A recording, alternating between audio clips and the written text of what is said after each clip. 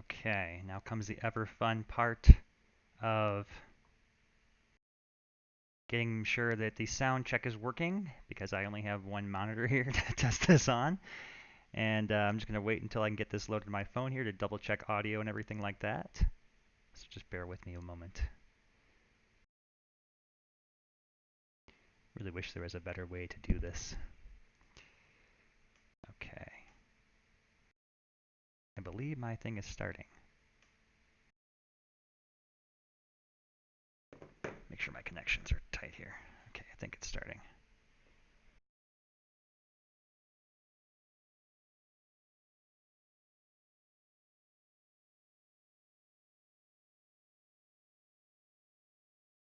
Okay, let's check the audio here.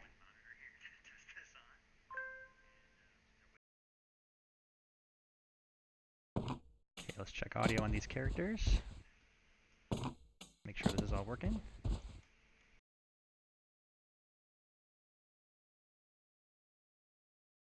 Okay.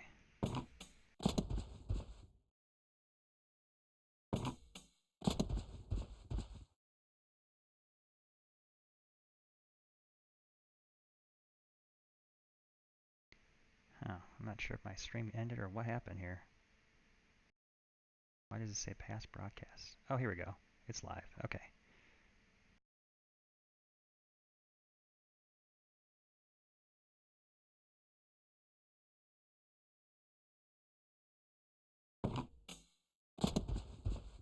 Just double checking audio here before we get into this. Okay. Audio is working. Excellent.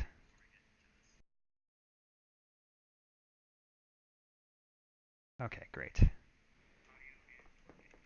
All right. Let's get this going. Good morning, everybody. My name is Ross Shabilsky. I am the founder of D20 Studios. We are an indie video game development company based in Salt Lake City, Utah. We are currently developing a turn-based strategy deck builder adventure game called Summoner's Fate. It's awesome. This is our website, summonersfate.com, where you can get the game in early access and follow along with our development process. One of the awesome things about our indie studio is that we are a community-driven developer, meaning that we involve players in every step of our design process, everything from helping us decide and choose art, music, game design decisions, making cards and abilities together with you. We do these streams once a week. Hoping to add more of those at some point in the future.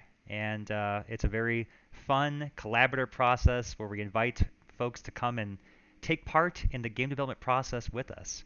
And Meltros is here. Good morning, Meltros. Glad to have you with us on today's stream. So for those new or for those just joining, I'm just going to give a quick recap.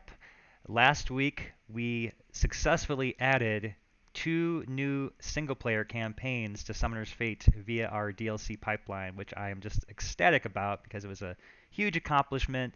Players are really excited, and our success in this was all, of course, thanks to the players in our community that joined us last week and helped us on the stream. So we are just so grateful to have such a supportive group here with us, discussing the game, helping us work through the bugs, and giving the best feedback so that we can make the most out of our game experience and create something that's truly awesome and exceptional with Summoner's Fate.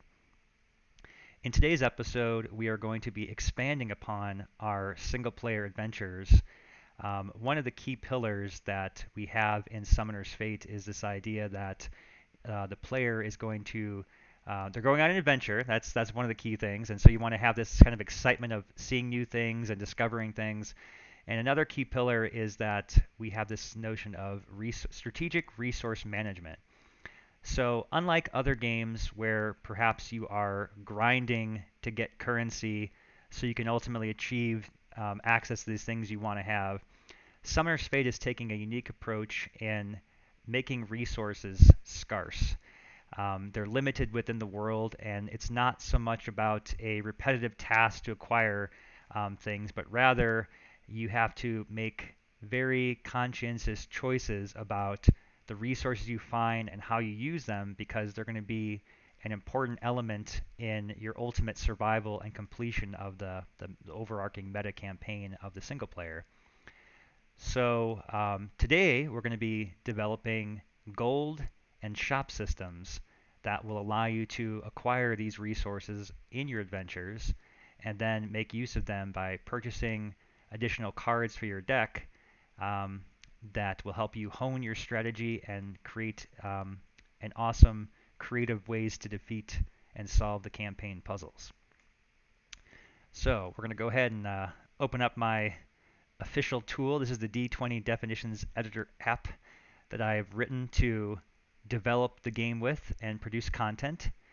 And we're going to be doing some tests and looking at expanding out our gold system today. All right, so I'm going to load up and kind of give you guys a little bit of a walkthrough of some of the things I had started earlier this week with this. In fact, I just started this system yesterday. And so you can see here I've added our first treasure chest. Oh, exciting, I know. It's all sparkly and everything. And I'm going to go ahead and start this scenario so we can kind of show you what I've already done, how I did it, and I'll also talk about that, and then what we're going to do next to get this thing kind of put together. Meltros says, very nice. Thank you, Meltros. Much appreciated. Yeah, so there we go. This is a large campaign, so it takes a bit of a time to load. We're going to be fixing that loading issue in future updates, of course.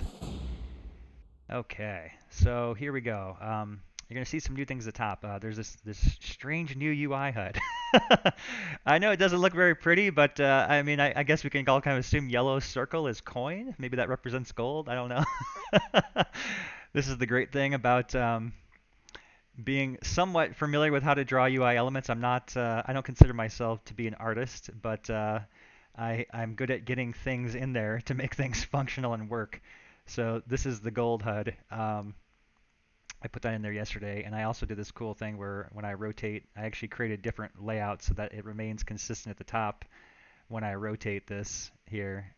So you can see that's supposed to be your gold. That's what that's there for. I needed something to be able to track gold, so this is by no means a final UI, but when you're an engineer and you need to verify things are functioning as you expect, you've got to do some fun placeholder work. So I added this little HUD element there that'll represent our gold so we can track and make sure it's working. Okay, so I've got these skeletons here. We're just going to go ahead and burn them to the ground so I can get to that treasure chest. Yeah. And you're going to see some new things in the cards here. This is sort of a work in progress. I haven't set the toggle for this yet, but these little look at that little symbol there at the bottom. That represents the gold cost. So again, these cards shouldn't have gold cost because I'm just sort of choosing them at this point as part of my regular experience level up.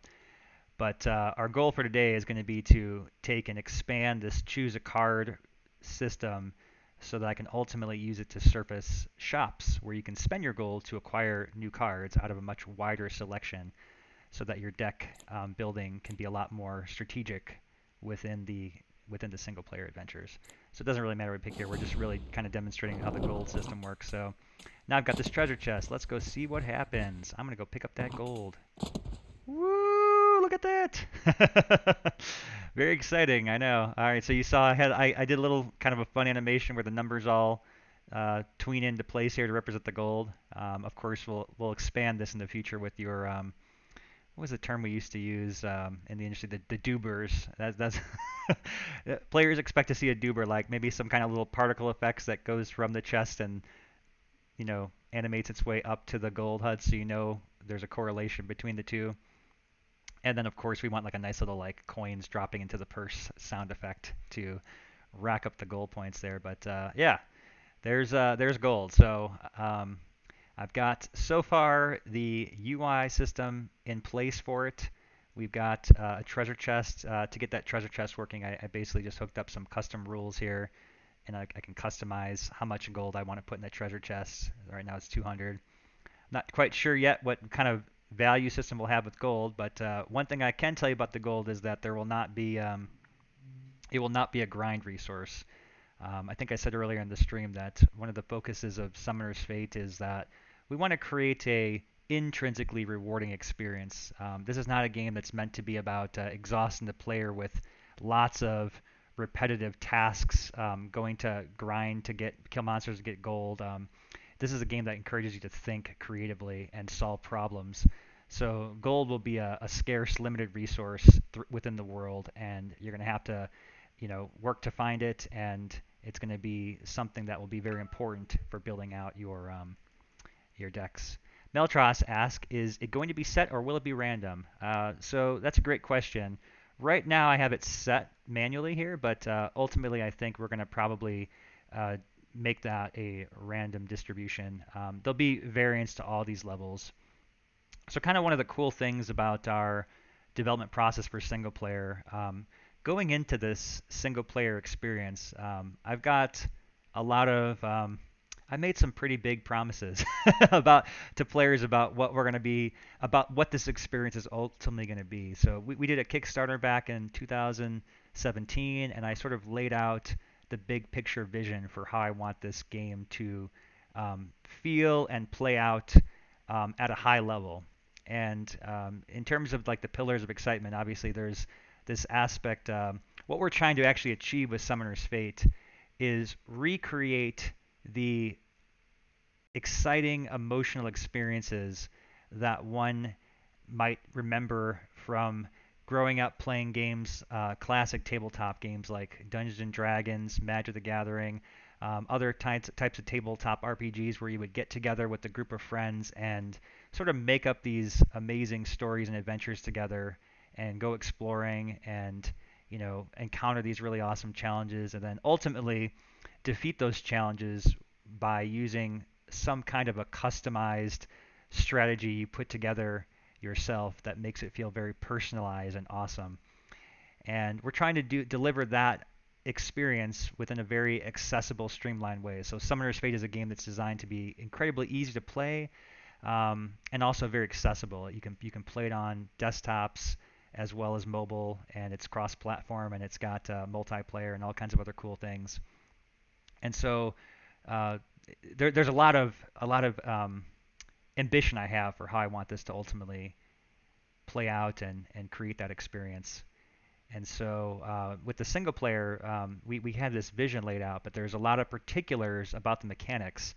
And so it's both like there's some scientificness to it with the testing. We sort of introduce features, test them with players, get feedback, but then there's also a bit of an art to it. Like it's sort of emotionally driven. We were actually having an interesting talk yesterday in our Discord about this, where I've got some very smart and very thoughtful players in our community, like Tom, who was kind of expressing the need to get more content out, get more levels, because that's what's ultimately going to like drive the completion of the single player.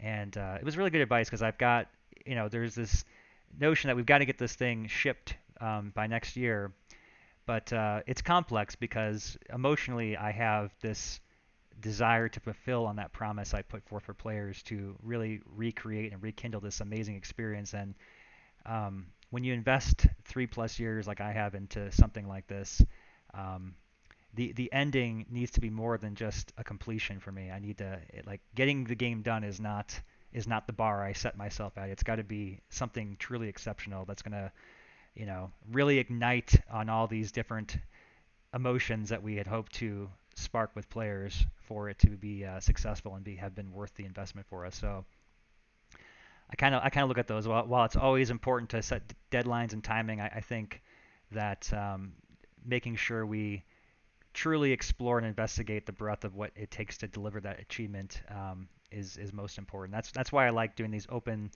developer streams and directly correspond with the community. It's to let you guys know that I'm here, I'm listening, we're in this together. We don't have all of the answers yet. We're by no means saying we've got everything figured out, but through this process of exploration, we're kind of getting the pieces are coming together, and there's sort of this underlying faith I believe in that this will all come together given time and adherence to this collaborative process together. So yeah, that's kind of a very long-winded explanation to your very simple question, but I just thought I'd address that because a lot of thoughts have been in my mind since our last conversations we had on Discord, and I just wanted to address that part of the process here. And I think that this gold system is very important because it's going to drive into that sense that there is this greater overarching strategy in the game that you have to think about beyond just the individual tactical decisions within each map. So if I go on to the next level here, you're going to see that this gold carries over too. So I've got this already sort of hooked into our existing system. And for those interested in sort of like the development parameters of how I achieve this, along with other things like the cards and such carrying over, um, we what I do is when these levels are actually self-contained, fully played levels, and the player data is simply tracking a subset of the game attributes that were in the previous level, and then carrying them over to the next level. So that's something I hard code to keep the data at a minimal, but you can see it in my header file here where I've got, this block represents the game configuration, and part of that game configuration is the carryover attributes. So you can look at things like, here we go, player attributes. So this is where I store things like gold, and it's kind of encoded to say the gold is an attribute. It's currently at 200, mana was at 2, it carried over, and so forth. And there's all my cards and different things. So that's how we're tracking gold throughout the campaign experience.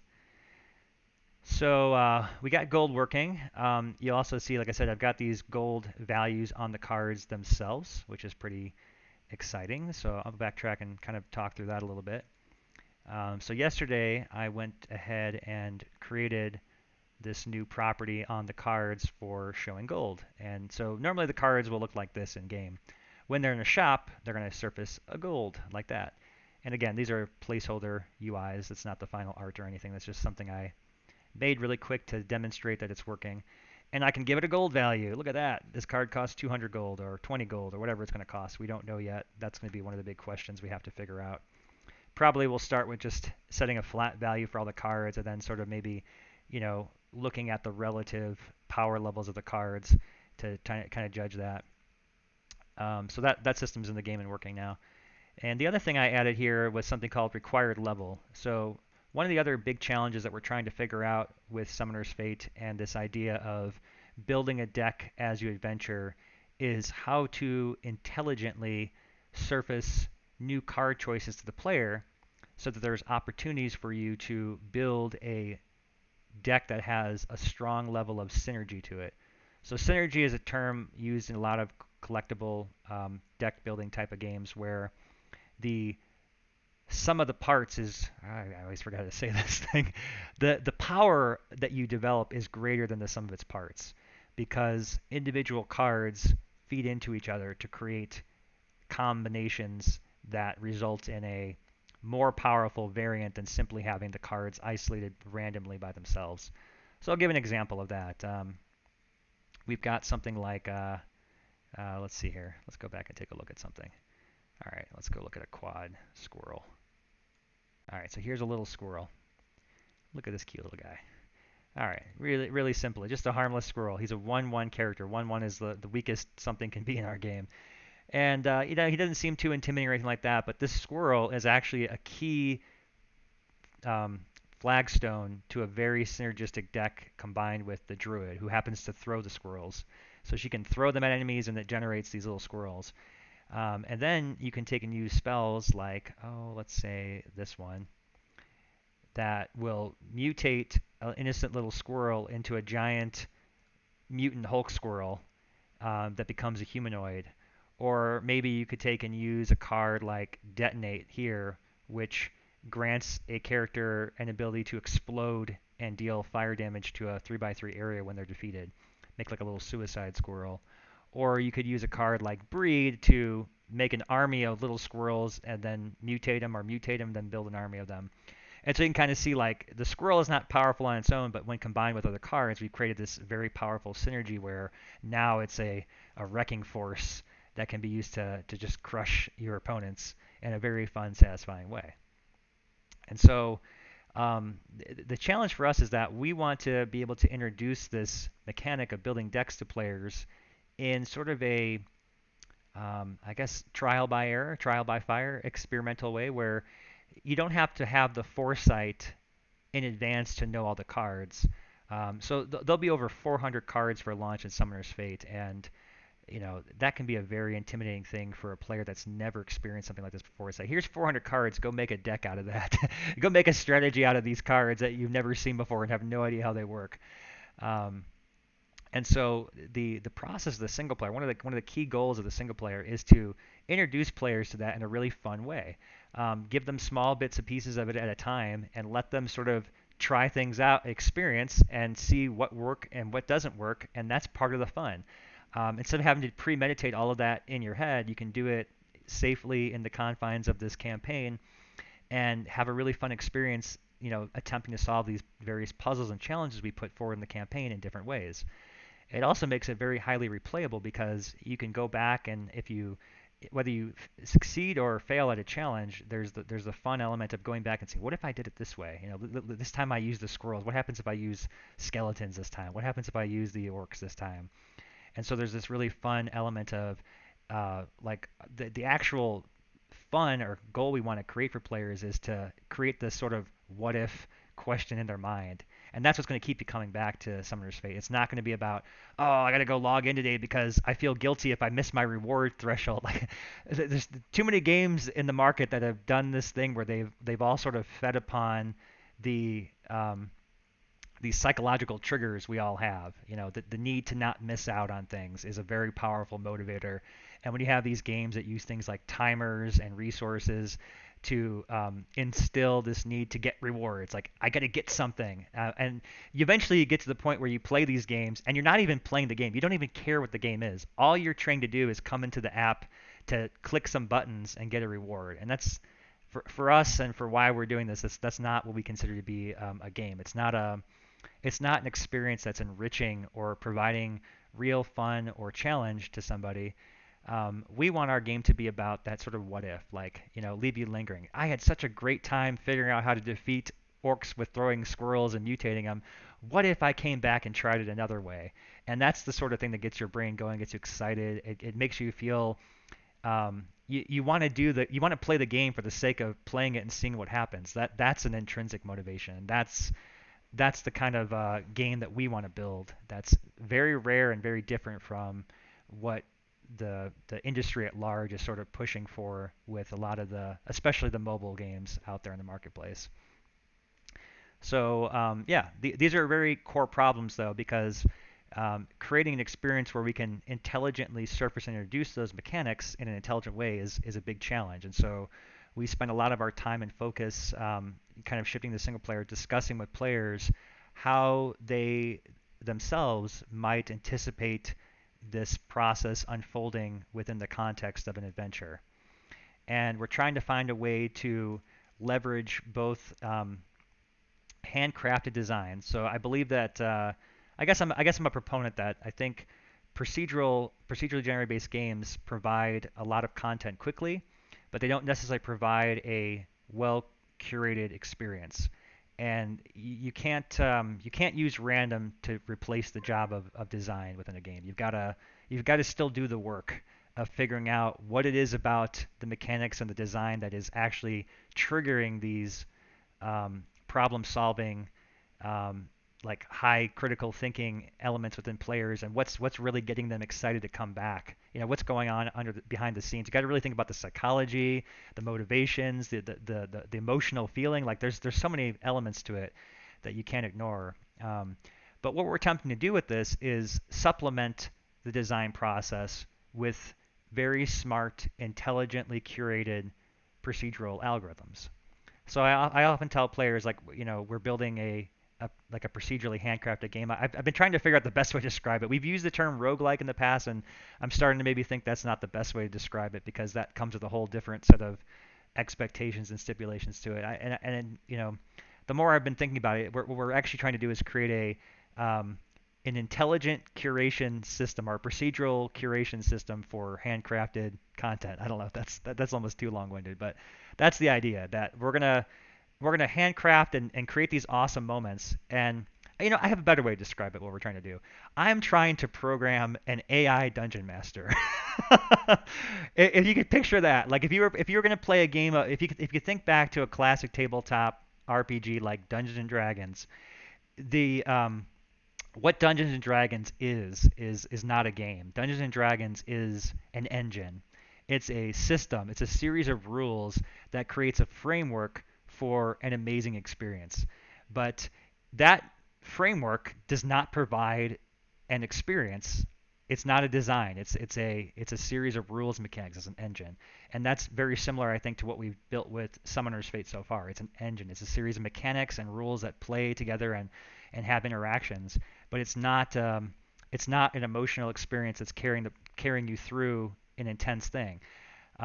What makes Dungeons and Dragons a game is the person you pick to be the dungeon master, the person who ultimately sits behind the little cover and is going to decide, here's the story of what's going to happen, here's the adventure you're going to go on, and they're the ones sort of curating and directing the experience in a way that makes you feel like you're going on an adventure within the confines of those very well understood mechanics you get in the rule books. Um, so that would be my best approximation, I think, of how to describe what it is we're trying to build with Summoner's Fate. It's a digital dungeon master, something within the system that will understand the mechanics and the rules and how they come together, and then provide a path that's intelligently designed for the player to allow them to experience an awesome new adventure each time you play. That's the goal of Summoner's Fate. That's the goal of what we're trying to accomplish with single player.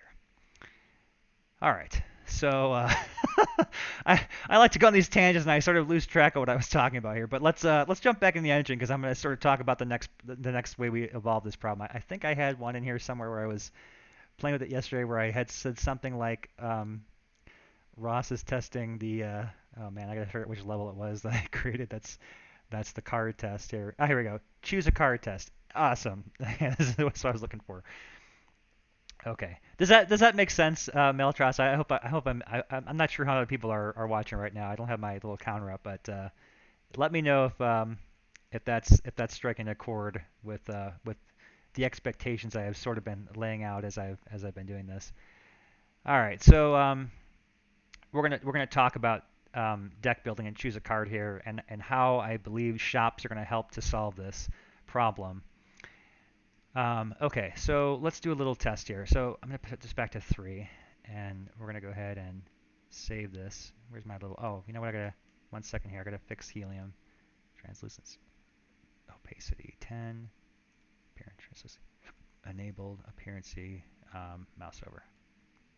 There we go. Okay, save that. Oh, there we go. Okay.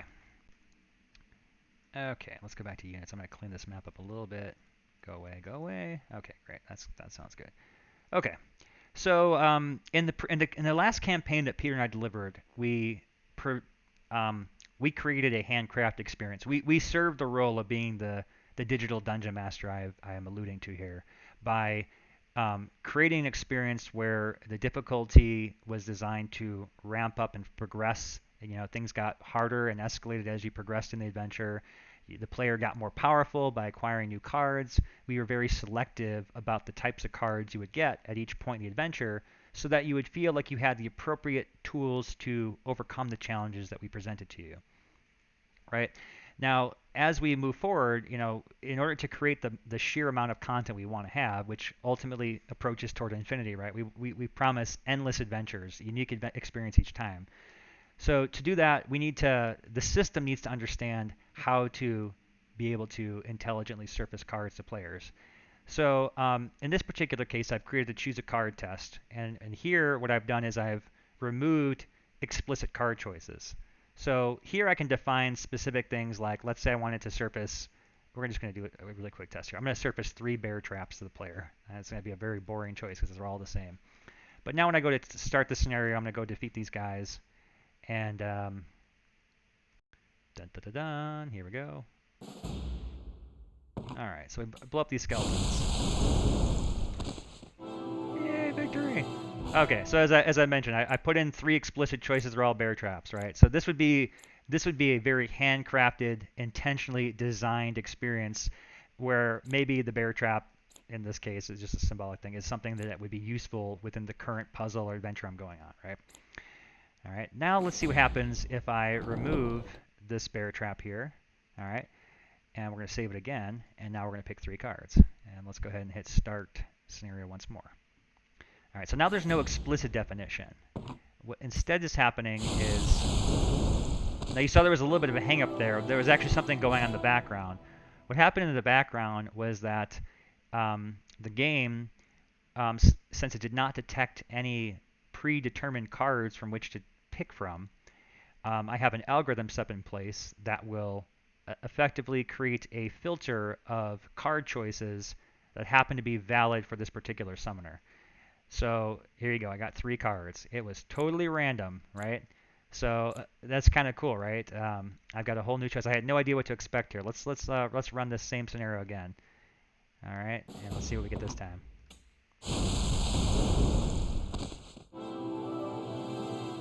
All right, this time I got an attack dog, ice shards, or a roar. Let's do it again. You see how this is shaping up here. So we got something interesting here, but there's also a very interesting problem. Okay, and here I got no destruction cards. I got a spear, a rock giant, and a griffin. Okay, so what's happening here is that the game engine is using a fallback to determine 3 cards from the entire card set that is currently available. And we've got over 200 cards in the game so far. I'm not certain as to what the valid subset is. The algorithm is smart enough to only choose cards that correspond to this particular summoner's valid playstyle. So most of our summoners are dualistic casters by nature. They've got so she's a chaos. We've got 5 different spell schools plus the free will cards that any summoner can use. But she also can cast the Celestial as her other magic. So she can pick red or gold cards, and she can also pick the free will cards. And so the algorithm is smart about surfacing those particular card types. But we're talking right now out of a set of 200 plus cards. I'm not certain. Let's say there's 100 valid card choices for her within that set. I'm just taking a guess. So out of 100 cards, it's randomly picking 3. And that's what this algorithm is doing right now. So this is a really simple example of procedurally curated content, because I didn't put any thought or design into what she was going to get as reward. I just said, you know what? Here's all the possible rewards. Procedural algorithm, magical random number. I'm rolling a dice. You figure it out. You solve my design problem for me. and it works, right? I mean, it's cool. Like, there's a real element of fun here in the sense that I, as a designer, have no idea what I'm going to get out of this. And to me, that's exciting, because part of what makes adventures fun is not knowing what to expect. I can't predict what's going to happen, and that's exciting to me. And I think it's exciting to players too.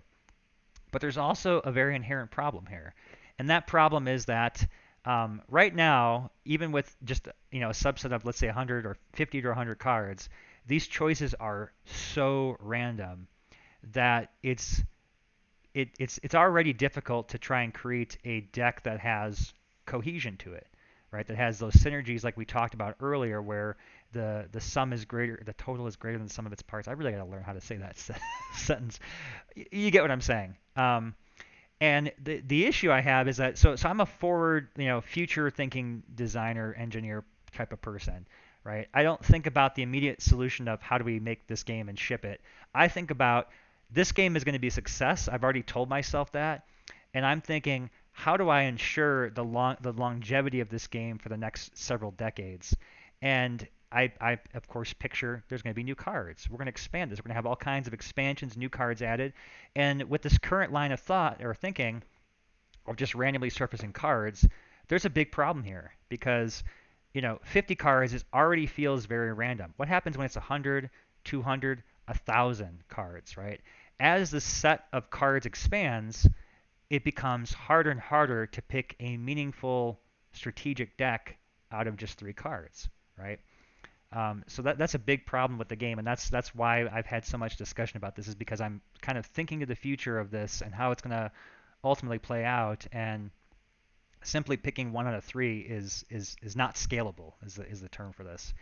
Why are we using the choose a 3 to begin with here? So this is something that we always took some inspiration from Slay the Spire's mechanic here. I gravitated toward it specifically because I like the sense that picking out of three isolates a very complex choice, right? In the grand sense of deck building, as I said earlier, if we were going to handcraft a deck out of 400 cards as a new player, that is just totally overwhelming. But if I can say, here's three cards, and I may not understand yet what the mechanics are, but I can make a choice like, oh, I love this rock guy, I'm going to pick him, right? There's an emotional choice I can easily make out of three cards versus out of 300 cards. So the system works really well when the possible choices, the set of random is small. But as the random set grows larger, this process is not scalable. We need a new solution. And that's one of the reasons why we're edging towards shops, because one of the things we can do with shops is we can expand the selection almost indefinitely.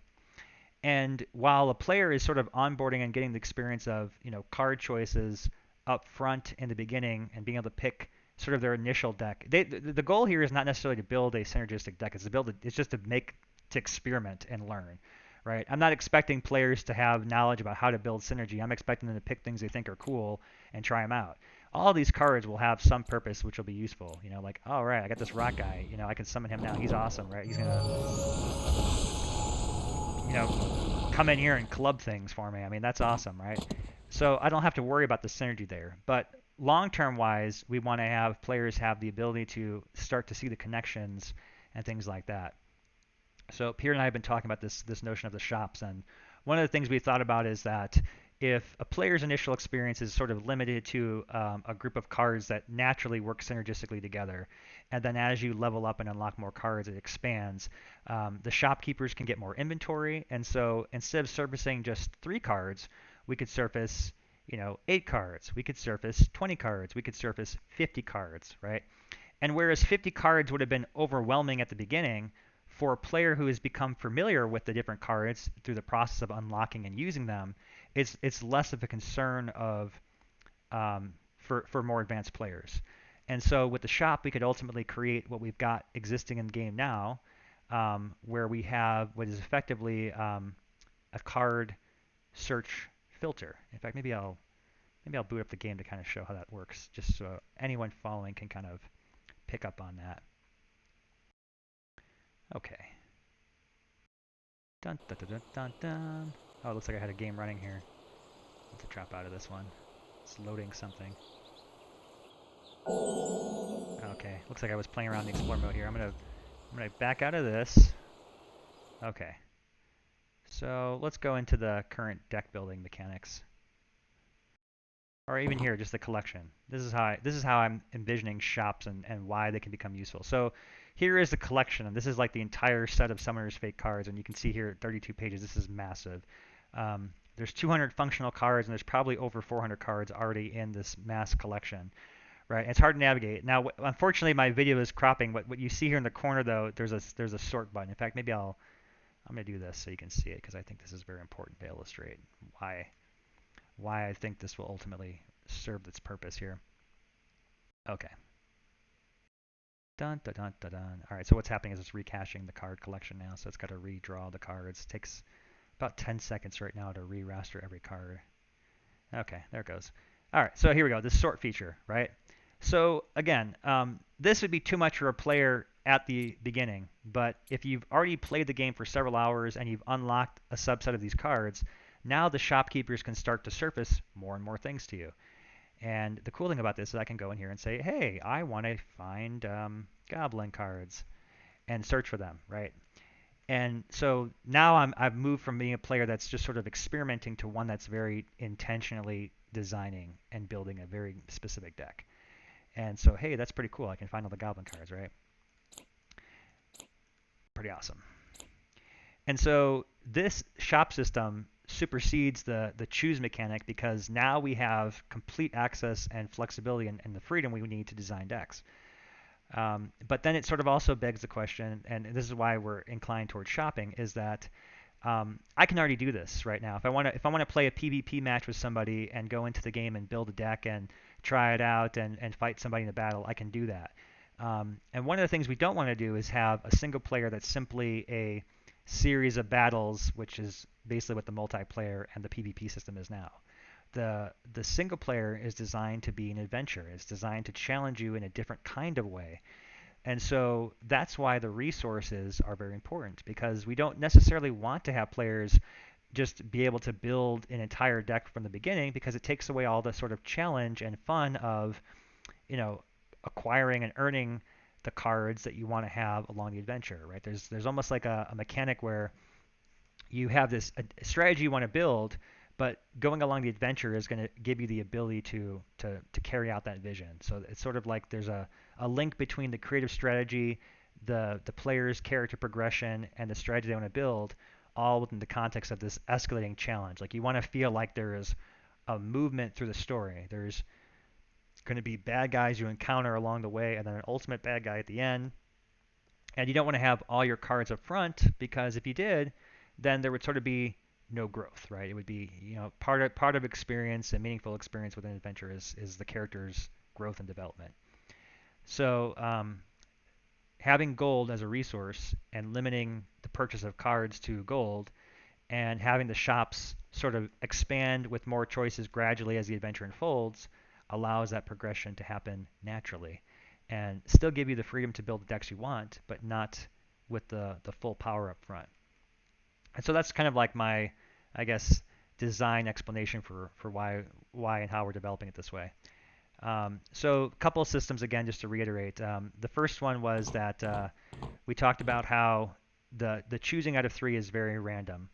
And so one of the things we're looking to do with this inherit system is that when you start an adventure, we're thinking about having almost like a passive level system, where you think about a character that starts off not very much health and not many cards, and you're sort of at this point picking the path that you want to go on within this adventure. Like, I'm going to be the fire mage that goes for all meteor spells or summon elementals or whatever it is. And this initial exploratory phase is meant to provide you with meaningful choices to build a, let's say three to five various synergistic template decks that may be good, strong combinations of cards. And what we want to do with that system is sort of intelligently curate it. And one of the ways we're thinking about doing that, we've had some great suggestions from players. One player yesterday, Outlander, had suggested the idea of like almost like a branching system, where cards would have dependencies. So you unlock Fireball as a choice, and now Greater Fireball can start to surface within your choices. Things like that. And so what I did for that is that's what the required level will ultimately be. It would be something like when you're a level 1 starting character, your initial choose a card choices will be subsetted. And as you start to gain more experience and unlock more cards and your deck gets bigger, your possible choices will expand and expand and expand, becoming more random, but intentionally so that you've got more chances to create unique creative strategies. At the same time, you'll be collecting gold and being able to visit shopkeepers, and the shopkeepers will have ever-expanding inventories to the point at the end of the game or the campaign you'll have access to almost every card you have unlocked so far, and can then fully customize your deck. But it's going to depend heavily on how well you manage your resources, because as I mentioned in the beginning, gold will not be a currency you can grind for. There will not be just like a room where you can keep farming gold. We don't want farming. There's no grinding. It's going to be scarce. And so you're going to have to make very, conscious choices about saving your gold and trying to build a particular deck intentionally as part of your strategy, because your success or failure at the end will depend upon those choices. Okay. All right. So what's next in terms of actual work? I think I've talked mostly so far about the design, why we're doing gold, why it's integral to the experience. I hope that helps answer a lot of our players' questions about this experience and why we're doing it this way. And so now what I've got here, I'm going to pull my notepad because I've got very specific like actual tasks to do now. We're gonna actually do some coding and attempt to get these systems working. So I'm just going through my notes here from yesterday. Gold costs associated with cards that can be purchased at shops. We've got that working, so this is done. The ability to show gold. Yep, we've got that. The ability to populate shops with cards. Okay, so this is to do. This is something I have to work on today. Population of shop occurs during the level creation. Okay, have to require level property for the card. We talked about this being the property that would help us to intelligently curate these choices as the player's progression escalates. Start tracking the level. Okay, let's see. When we create a shop, use the traits. Oh, yeah. Okay, so I had this idea that we could also create shops that are very specific. Like maybe there could be a weapons shop dealer. And so all the cards he shows you are just equipment cards. And so this is one of the things we want to build. So that's a to-do. All right, and then I have here our next task, expand upon and choose a card prompt so we can support unlimited number of cards within it. And this is crucial for expanding the choice of players as they level up and for controlling the number of cards that appear in the shop. All right, see, I like to write notes myself. This is just my sort of my style. I talk to myself in the third person as if I was both managing myself and then tasking myself to do work.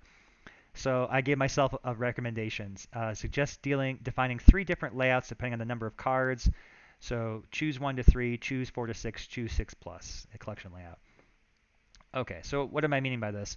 Well, I've got some different layouts in the game. We've got this one that I showed in the game earlier. I already closed the game down. That was sort of that collection where you saw 12 cards and you can kind of page through it. And but that interface did not support this nice little choose button. And I could also, in my head, I'm thinking about how to reuse systems I've already built. So this could also be a purchase button that would actually cause you to spend gold for a card as opposed to just get it for free, right? And so, yeah, so we got to figure out how to solve that. So the very next thing I need to do is be able to build a system that supports populating a choose a card prompt with any number of cards, right? And this is kind of a cool thing here. When I switch this, you're going to see different things like, oh, look at that, pretty cool how the cards all sort of magically, expand to fill the appropriate area. So this is an existing system I've already built that sort of allows the cards to you can see here this gray area represents the boundary, and these card choices are designed to fit within the context of that boundary. Okay, so what happens when I start adding more of these things? Let's go into rules here. Let's make choose a card be 6 and see what happens. Okay, save that. Test. Start scenario. Die, skeletons! Okay, so yeah, you see here this is not very good use of space. The cards were smart and they intelligently surface in this gray box, but this makes it almost unplayable in portrait layout. It's not so bad maybe here because it looks like they stretched out. So actually this is pretty good. They fill the area nicely. That's probably the best layout you can get for 6 cards. I also think I've done some various layout tests. 6 is probably the most I can fit across the screen where they're still somewhat legible. I can actually still read this. It may be a little hard on the stream. I'm not sure how well these are coming in, but you can of course zoom in on these. So as long as you can zoom in and you can view the cards at full size, it's not so bad. Yeah. Okay. So yeah, here's the different cards. And but again, this does not work for portrait layout. All right, let's try another experiment. Let's try and see what happens when I put in 12 and save that. All right, save, test, and start scenario.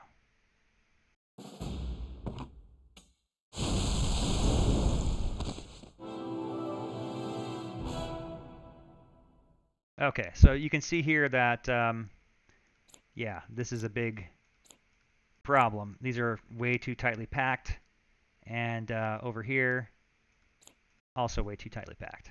And so this is where I was kind of talking that we need to have a little bit more intelligence to the layout than what we've currently got going on right now. Okay. So what we're going to do next is go ahead and jump into the layouts. All right.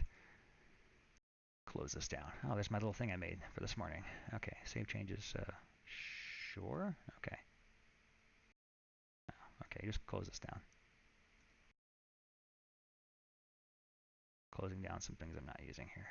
Okay. All right, so now we've got our battle screen. Oh, that's the code. Okay. All right, so these are, this is my dynamics folder. This is where I create things like various card layouts within the game. And I talk about, or I decide sort of how they're going to come together for the various portrait and landscape. So you can kind of see here, like this is our deck builder screen, and I'm looking for ones that could be a good representative of what we're going to be doing next. And what I do here is I also create distinctive layouts for portrait and landscape. So here is like a choose your summoner layout in landscape, and here it is in portrait. You can kind of see how I've adjusted the layout of things so that they sort of um, fill the area appropriately depending upon which aspect or orientation you're in. And then they're designed as well to handle scaling. So as the screen distorts to any variation of a landscape, whether it's a really wide screen or not, that these choices will also adapt accordingly. So for most cases, I only need to worry about portrait landscape, and then the layout will sort of dynamically handle. In some cases, like I talked about our battle layout, where I allow left, right, and portrait, they've got multiple layouts, and you can kind of see that at the top here, where I've got 3 different ones. There's 1 there, there's 2, there's 3. Okay, so let's see here. I got to figure out how we're going to get these to expand as necessary. So here's 3 cards. This is the choose a card. And some notable things about the choose a card is that I've got this choose card button. It looks like I don't have a scrolling page in there yet. So we're going to have to look at building out these layouts intelligently. I think I'm going to probably have to create a new one. And then the cool thing is I've already got the collection layout that we already use in the game. I'm trying to find it here. Let's see, it's getting kind of hard to zoom. It's a little choppy to navigate this with the stream running, but oh, here we go. So here's my 2 collection layouts. So the collection layout already handles 12 cards on screen. In portrait layout here, if I were to hide this, where's that scrim? There we go. There you go. So now you can kind of see what the portrait layout looks like. There's the scrim hidden. So this also handles 12 cards, but as you can see that they're optimized to appropriately fill the entire space of the screen for that particular layout.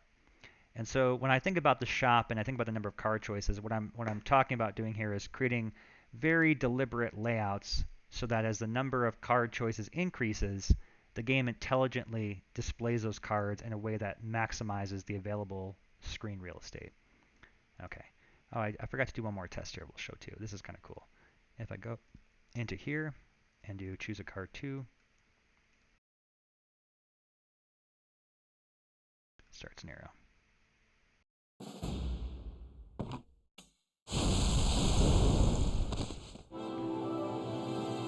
Yeah.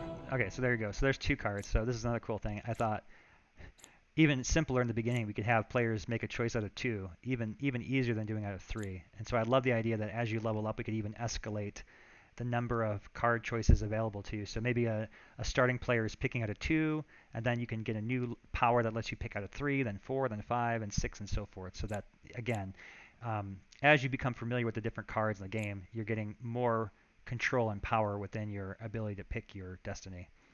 Yeah, and here's how it looks on this one too. You can kind of see how these work very nicely together. Okay. All right, so let's go back into here. All right, so there we go. We've got those different elements there. And what we're going to need to do is add support in this collection here to have it also function as a choose a card prompt. All right. And so let's see here. This is the coding I'm going to be looking at adapting here. So this is the actual choose a card prompt animation code that triggers a choose a card prompt. And it takes in a number of card choices and then filters it within the system to devise this choose a card prompt. And the choose a card prompt extends from our existing card selector.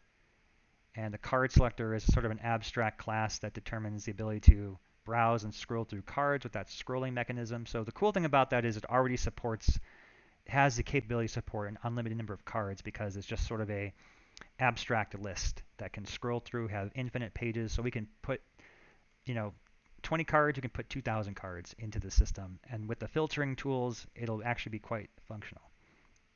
All right. And then we have this layout, right? And this is the key piece that determines how the actual cards are laid out. And this is what maps us back to our visual layout here. So I'm kind of I'm both an abstract and a visual designer. I need to see both. I work in both, like right and left brains. I need to see visual layout to help me understand how to use and adapt things for abstract. And that's why I use these layouts like this, because it helps me kind of piece together how things are going to fit within the shapes available to me. And it helps me with the spatial reasoning. I'm not good at doing this all in my head. I have to kind of draw it to see it. And so that's kind of how I connect the bridge between these two parts. All right. So what I've got going on here, the very last thing I did last night was I changed this part here. So I've got an algorithm that calculates the layout, and the layout's going to determine a lot of different things. Most importantly, the actual dimensions of the cards, so that they fit within the boundaries of the space I provided. And what I did last night was I changed this number, which was explicitly a 3 before, into the number of cards being passed in, and that's why you can see that the cards get smaller and smaller as they fit. I'm actually really curious. What happens if I put in like something absurd? I haven't tried this yet, but like if I were to put in like, what happens if we put in like 20 cards? Let's put 24. Oh, there we go. Save. I'm just curious how this would play out. I have a feeling they're going to either not render or be microscopic. I'm not sure. Oh wow, it actually does put them all on there. Okay, yeah. So it looks like the current system, what it's doing, that my algorithm is shrinking them down to the point where they will all fit by necessity within that confined space. And so what I actually want to have happen here is, rather than having these shrink, we want to maintain a minimal size, and we want to simply paginate them, because this is too small to be readable. Even though you can expand them here, that's just not going to work. We want to have this be paginated so you can browse through them. Okay, so we're going to have some very specific logic in here that dictates how this is going to work. Okay, and so this could come down to a matter of writing some logic that says, like, if it's less than 3, do this, and if it's this, do that, etc. All right, maybe I'll start here, because I know we're going to need this at some point. So let's look at num card choices. Okay, so we're going to define a variable int for integer equals this. Okay, so that's the actual number of cards being passed into this algorithm. And we want to make some intelligent choices about how this is going to work. So what we're going to say is, if, and then we also need to define another property, which is going to be, I guess, let's see here. Okay, card large viewport, min large cards. Okay. Min large cards, int, and we're going to give it a default value of 3, just for the sake of fun. Okay, so we're going to say if num card choices is less than or equal to 3, we're going to say that the min card choices is equal to num card choices. Okay, so the reason I did that was so that I like the effect we had where if there's 2 card choices, when we were in portrait, they appear bigger. So it makes it nice to see, rather than have them fixated at small size, we want them to maximize screen real estate. So we know that if there's 3 or less, they can go to the full size. In fact, let's try another experiment with 1. I'm just going to see how that works. Make sure that looks okay.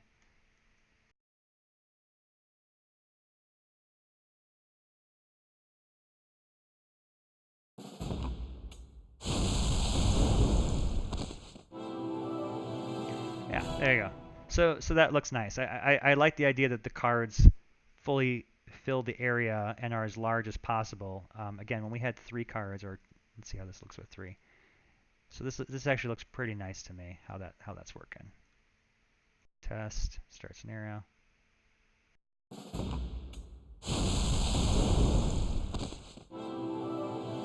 Yeah, and so 3, they got a little bit smaller, but I think that's pretty good.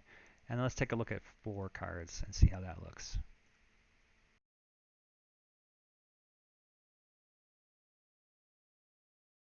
Test and start scenario. Here we go.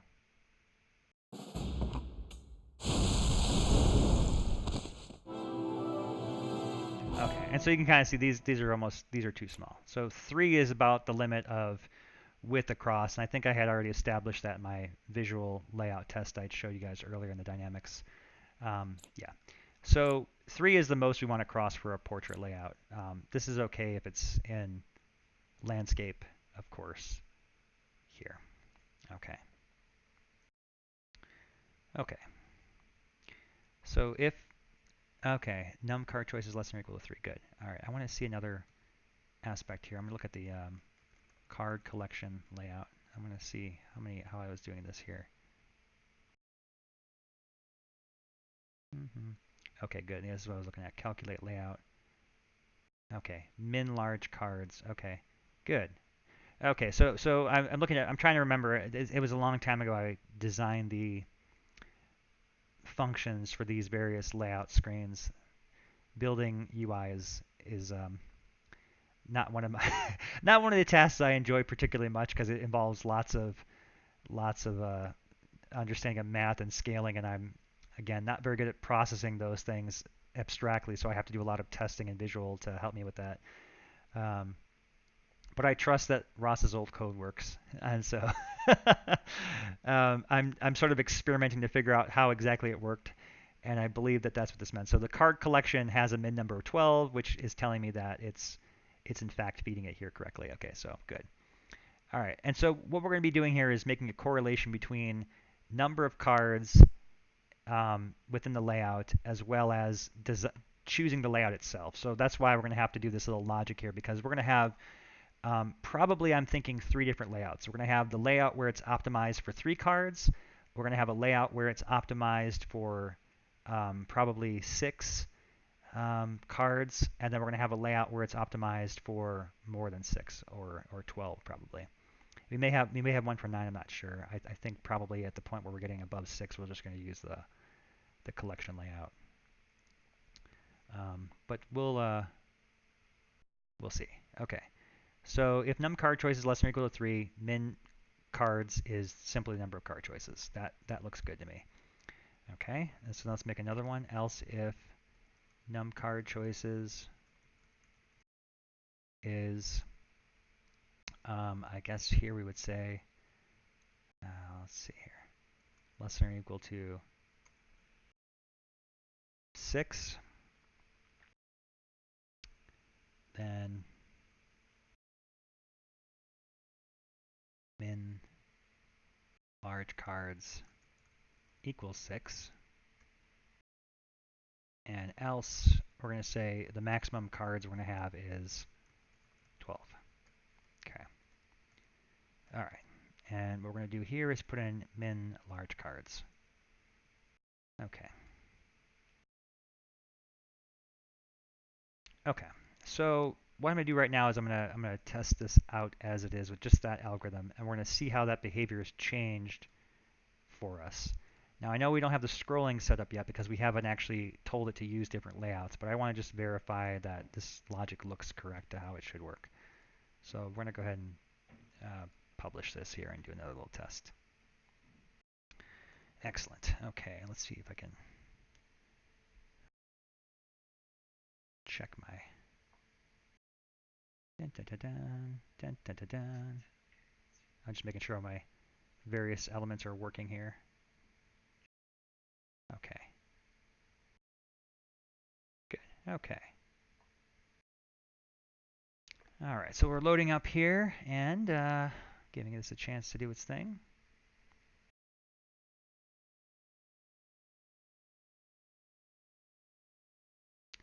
Okay, now what did I call that thing again?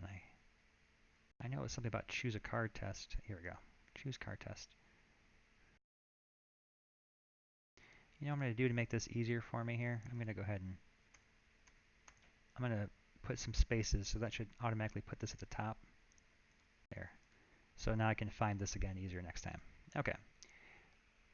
All right, so what we're going to do now is just do that same test again and just make sure the different number of card sets works correctly. So let's go ahead and start here. We'll see what happens with 4. Just making sure that the card layouts are scaling correctly based on the number of cards within the choice set.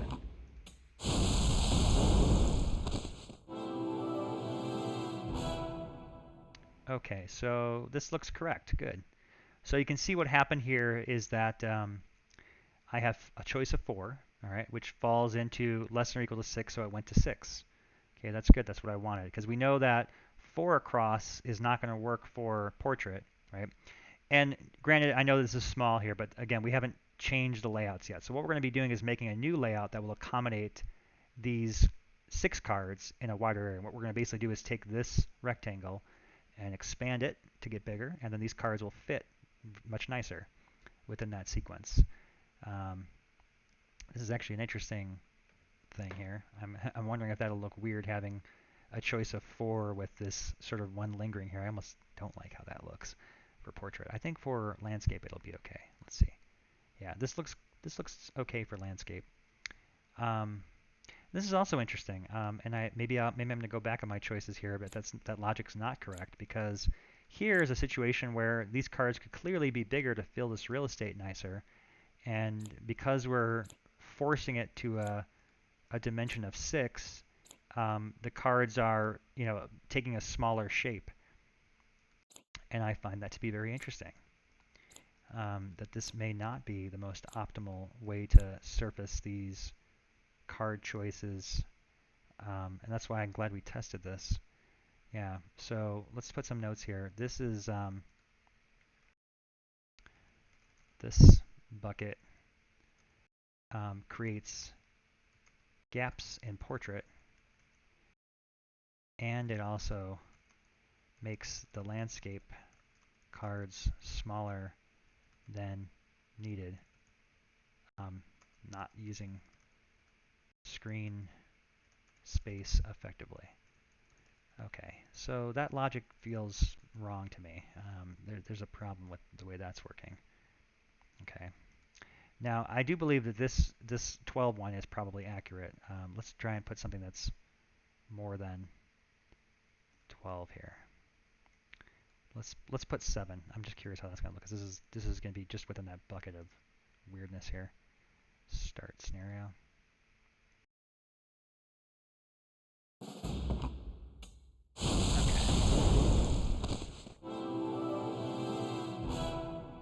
Okay, so all right, again, this 12 would be set up to have 6 across. So what we would be having with a choice of 7 cards is 6 all the way across and then 1 down here. Okay, so that could potentially has its same problem almost.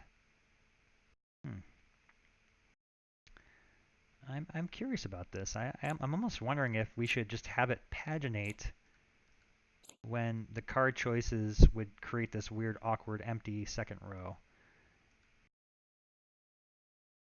Yeah. Now on portrait mode, this would be creating a row of, we'd have 3 across, we'd have another row down here, which would be 6, and then this would have to go to a second page. Or I take it back. We basically would have here is row of 3, and then a row of 1, and this would be designed to accommodate 12 cards. So this configuration is designed to fit 12 cards. Yeah, see, this is interesting. These aren't necessarily the most optimized options, and it may in fact be better to reconsider how this works so that it creates more optimal layouts for portrait versus landscape. Yeah, this is very intriguing for me. We may have to have a consideration here in the layout for portrait versus landscape. I'm curious at what point it calculates the layout, if this is doing it within the view creation or if it does it on orient. Oh, it does do it on orientation. Good. Good. I'm glad to see that. That is very helpful to know. Because what we can do with this is make a determination based upon whether it's in portrait or landscape and actually have it adapt to be a little bit more intelligent. I think we're going to go ahead and play around with that. Let's see here. What we're going to do, it looks like portrait right now is stored as a local variable within this function. I'm going to go ahead and expand this into a class variable, and we'll make that a protected variable so we can have it used by our choose a card layout. Okay. So what's going on here? Calculate layout. Yeah, let's save this. Okay. Yes. Protected variable. Portrait. Let's see. Is that what we call that thing? Maybe is portrait or portrait mode? Portrait mode. I like the idea of just calling it portrait mode. Okay.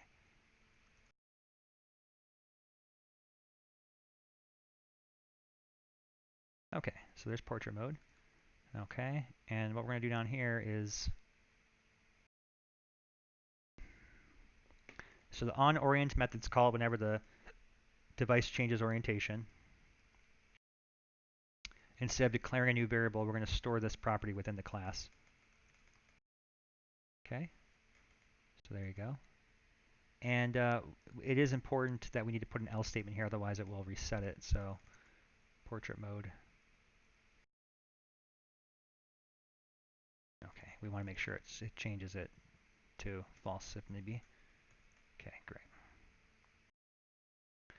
Excellent.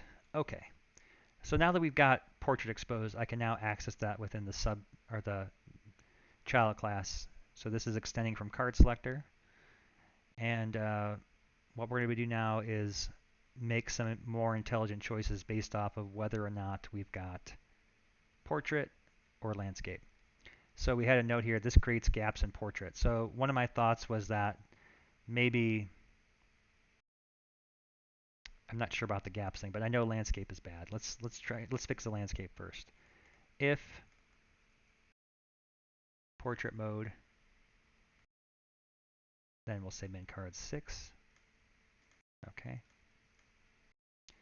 Clever name already taken has arrived. Excellent. Good morning, Ross, he says. Good morning to you, my friend. Glad to have you with us here today. We're having a nice little stream so far. We talked about our gold system. We kind of recapped on our very interesting discussion in Discord yesterday about sort of the design choices of why we're doing this. So if you missed that part, I definitely encourage to recap it. It was pretty good talk. And then right now what we're doing is I'm in the process of expanding the choose a card prompt. So I kind of had my little work list here somewhere. Yeah, this is our to-do list. And what I've already got working so far is we've got the HUD for gold in place, so you can collect treasure. I've got rule sip in place, so the treasure will actually collect, go to your HUD. We've got UI, as you can see, showing up on the cards now, so when the shop works, we can actually assign values here. And what we're doing now is basically creating an expansive, or adapting my current choose a card prompt UI to support an unlimited number of cards. And what we've discovered is that while it's currently very optimal for choosing 3, as I give it more cards, this sort of becomes too small. So I'm doing some multi-screen layout with considerations for portrait landscape mode, so that when you flip these things around and such, that they'll fit the cards into the screen as effectively as possible. And then we're going to use pagination to control browsing of additional cards. And so ultimately what's going to be able to happen in the experience is that as the player unlocks more cards and gains more familiarity with what's in Summoner's Fate, we're going to grant more and more access to larger sets of cards to choose from, so that players can still build decks with high synergy, but they're not going to be overwhelmed up front with the mass quantity of choices as they are now. Okay. Gotcha, says Clever Name. Excellent. All right, so right now what we just did was we exposed the local property for portrait mode. I made it a class property so that we can make special considerations in this layout so it's optimal for portrait and landscape respectively. I'll give an example of what this was here. So rules. Here's an example where we had 4 cards. Start scenario. Interestingly, I should call out that these card choices are using the procedural algorithm. They're completely random each time, so you see a whole different subset of cards. Okay, so obviously this gray box is going to get bigger. We're going to design a new layout so that these cards go 3 across and fill the screen real estate appropriately. I haven't done that part yet. But what we're doing right now is we're looking at how it fills with portrait and landscape. And so this is kind of the issue. If I simply use the same parameters for portrait and landscape, we're going to get something like this, where these card choices clearly could be bigger because 4 cards can fit across the screen and probably, reach the top of that. So this looks kind of like not very well done. They're too small. They could be a lot bigger. And so that's why I'm adding these parameters for portrait landscape. Now we're attempting to fix that issue right now. Okay, so we know that the landscape mode can fit 6 across. So what we're going to do here is min large cards equals num card choices. Okay. And so what that will do was landscape will still have that drop off, but this will fix this problem here where it makes the large landscape cards smaller than necessary. Okay, and then I'm not sure what we're going to do with 12 cards yet. I think at 12 cards we're going to have to probably just well, we'll see. I'm not certain yet. Portrait may have a special accommodation here, I believe, where we could probably. Well, we'll see. Again, I'm not sure yet. Let's get there when we get there. Let's test this right now. Dun dun dun. I think the next thing we'll do is get the layouts programmed in so that we can actually start to see the pagination and such working.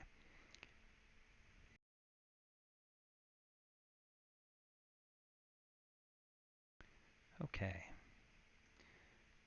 Fortunately, this takes just a little bit to compile here, and I am running resource thins here since we're doing everything on this laptop.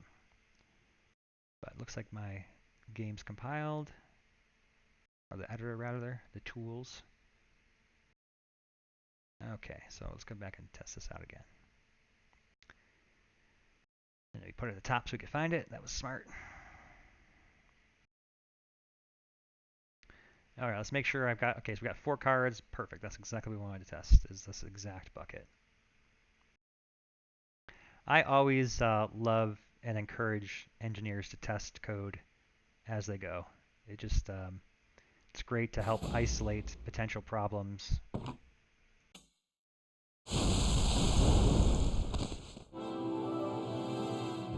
Okay, so interesting. This time, maybe I did that logic wrong. If portrait mode, min large cards equals 6. That's interesting. Huh. This changed the portrait layout. I think before there was 3 across. That's odd. I'm not sure why that's happening. I'm a little confused. Landscape right. Okay, well this is definitely fixed. I like seeing this. So we remember before we had 4 cards that were too small. Now we got 4 cards across, and this looks a lot nicer. Okay, but why did portrait mode? Oh, that was weird. It changed it. I see here. Okay. Interesting. It looks like the very first time it's, yeah, so this is what I expected to see the first time. So we may need to make sure we're setting that portrait property somewhere else before this method's called, because that should have, that's not good. We don't want to have inconsistent behavior. That's very bad. Let's test this again.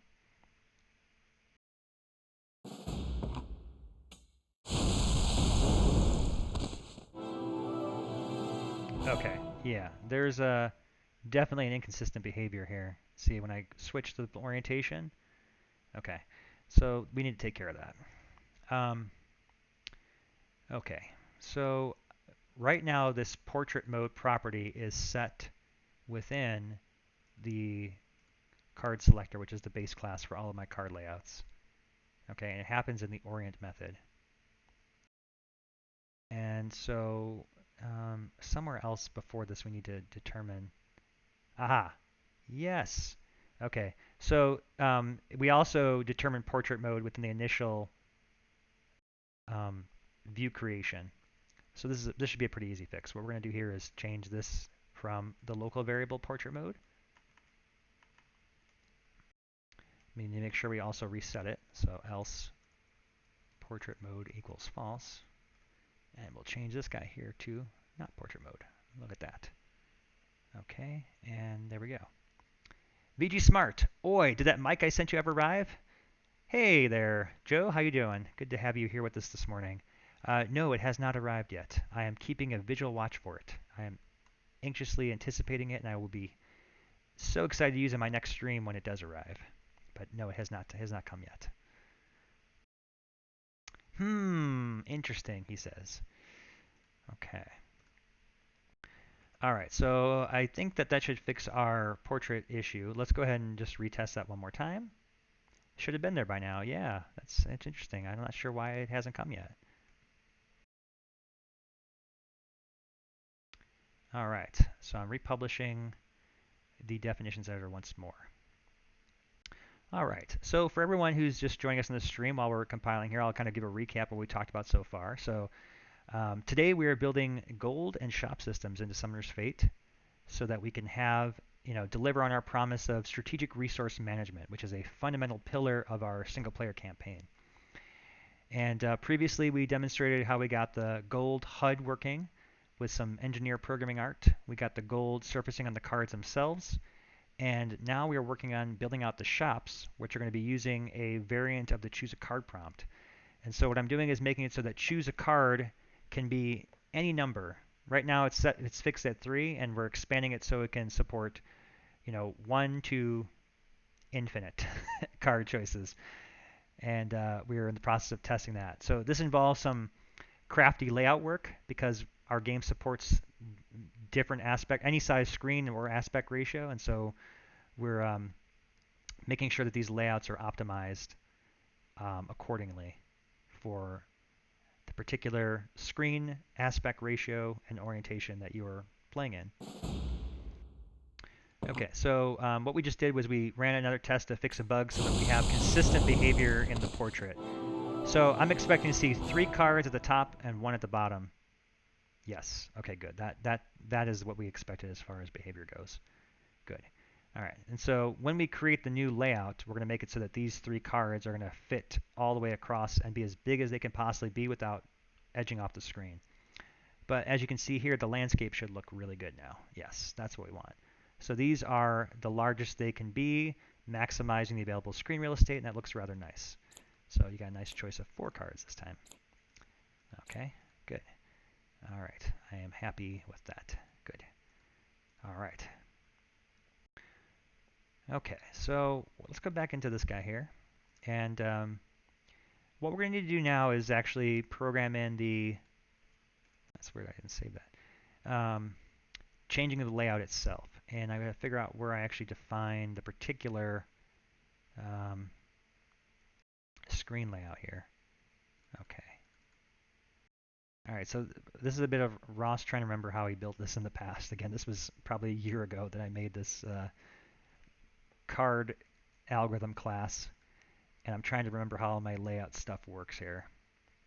So bear with me. I know that this guy here is responsible for connecting us back to the visual layouts that we handcrafted within the dynamics here, which are these things I drew. And right off the bat, what I want to be able to do is interchange it so that we can have a choice between the existing choose a card prompt and the collection card prompt, which we know supports 12 cards and pagination. So that's going to be our first step. But then we'll decide if we want to have a more optimized one for the in-between, maybe 6 cards or something. There's another like middle layout. But for right now, I want to have it so that it can either choose the choose a card 3 layout or choose this layout accordingly. And I'm trying to figure out how we can do that with what we've got here. So these are the various layouts. Okay, I'm trying to figure out when we actually create this thing. Okay, and it looks like when we orient is when where do we actually choose the layout? That's what I need to figure out. Super orient. Determine screen layout. Aha. That's what we need to see. Okay. So this is looks like the layout base determines which layout to use based off of whether it's portrait mode or not. Okay. I understand. I understand here. Okay, so it's starting to come together in my mind how we're going to need to do this. For any number of layouts that we provide this thing, we need to give it some logic that determines which particular layout it's going to use. And in our case, it's going to decide the layout based on a combination of 1, whether or not we're in portrait mode, which it currently handles now, and 2, based on how many cards it has. Because we don't want to simply use a single layout, because if we have only 3 cards, using the 12 card layout is going to make those cards way too small than they need to be. So we're probably going to do is extend this function here that determines the screen layout by adding an additional logic for checking out the number of cards being passed in. So this is good. We're starting to piece together how this can be modified. Okay, so let's go back to that card screen choose card layout here. This is the one that we need to be mucking with here. Okay, it's a small class. I like that. I like to keep my classes under 500 lines of code. That's sort of my design ambition, although clearly I go over that in some cases. This is a good example of one that's been well encapsulated. All right. So where do we create this guy? Let's figure that out. Okay, so it looks like we make this within the... Oh, no, this is not actually creating it. Choose card screen layout, screen... Oh, okay, screen layout is an abstract class, and we're typecasting it to this particular here. So we still need to figure out where we're actually creating this thing, and more importantly, where we're setting it. Yeah. It looks like everything's going to come down to where it's oriented. It's going to determine which...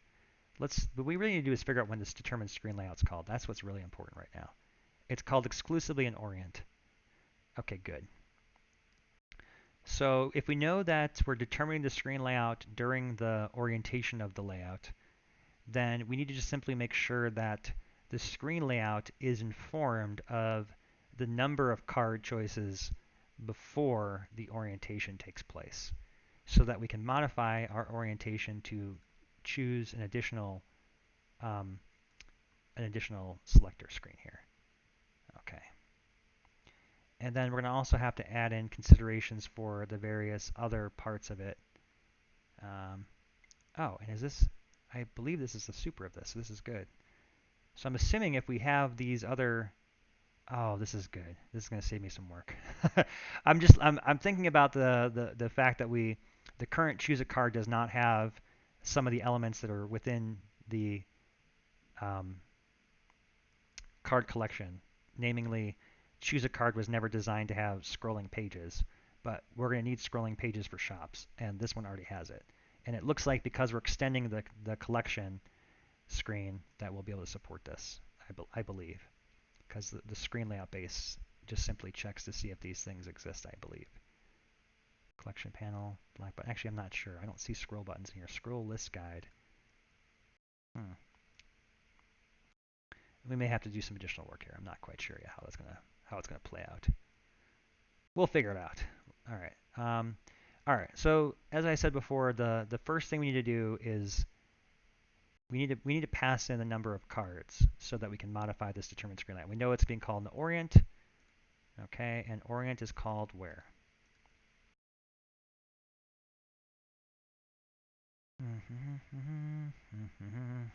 Okay.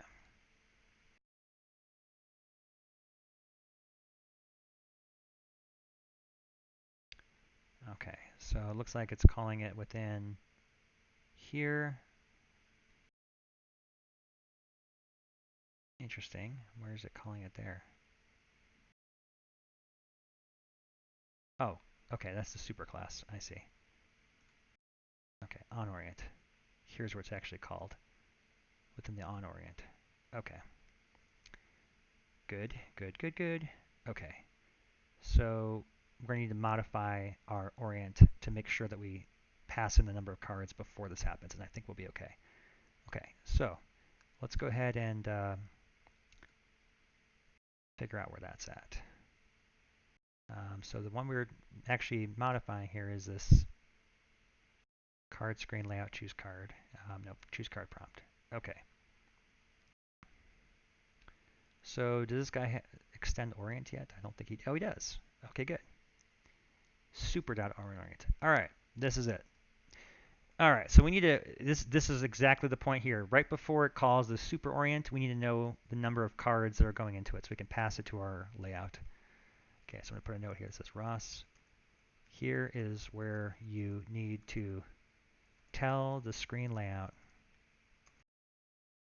how many min large cards so it can pick the appropriate layout for you. Okay.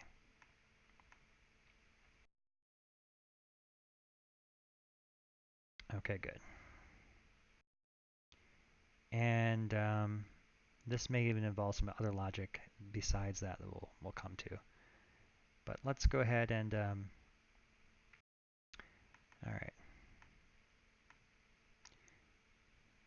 maybe what we should be doing here is in this calculate layout, since this is what we're using to determine, or this is, we could probably even adjust this. I'm not sure where this should go. All right, we're gonna determine the layout particulars here, because this is not just determining the number of min cards. This is also going to be deciding which layout we're going to use. And so what I'm going to do is create a probably something that indicates the particular layout we want. All right, so I'm going to go ahead and start by creating some particular variables that represent, maybe I'm trying to think of where I want to find these at. I need something that defines what the layouts actually are. Okay, let's do it in the actual card selector itself. Okay, public static var. I guess constant. We don't need these to be variables or strings. These are going to be just, what we're doing now is creating some names for the different layouts we want. Okay, so we're going to say choose 3 portrait string equals choose 3 portrait. Okay. All right, so I'll kind of explain what's going on here. What I'm doing right now is giving the program names. I'm making up names for the various types of layouts we're going to need. And I mentioned right now what we're going to be doing is expanding it so that it can use either the existing choose 3 prompt, which is optimized to show 3 cards at a time, or up to 6 cards if it's landscape. And then we're going to also add, in addition of the card collection layout, which is designed to show 12 cards on screen at a time, along with pagination, so it could potentially have an infinite number of cards it shows. And then we may also create some new layouts to optimize for between 3 and 12. I'm not sure what we'll need yet, but that's what we're doing right now. So to manage this, I've got to create some more logic than we currently have for our existing layout, because right now to choose a card layout is only designed to pick between landscape or portrait layouts, which is a binary choice. We need to give it more choices. And in order to manage that, I'm giving these things names. Okay. All right. So we'll call this the choose 12 portrait. Okay. Public static constant choose 12 landscape. This is really interesting stuff if you're a developer and are looking at creating multi-screen development. I think it's a very cool pillar of Summoner's Fate that we support both portrait and landscape, because it really makes the game, it really affects your game's accessibility. To be able to play it in one hand in portrait mode is a huge bonus for accessibility. Okay, so now we've made up some names. All right, that was the first step.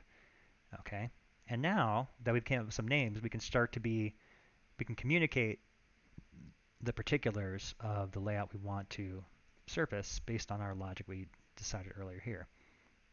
So here's where we're calculating the layout and determining the size and such of the cards. And this would be a good place for us to store which particular layout we want that to use. So I'm going to make another variable here, and I think this can probably just be private, and I'll move it to the top. I like good practice. You want to keep all your variables at the top. Private var, we'll call this choose card layout name. Okay, string. And we're going to have this have a default value of card screen layout choose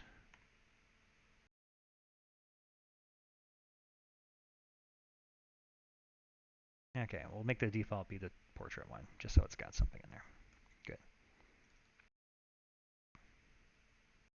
Okay.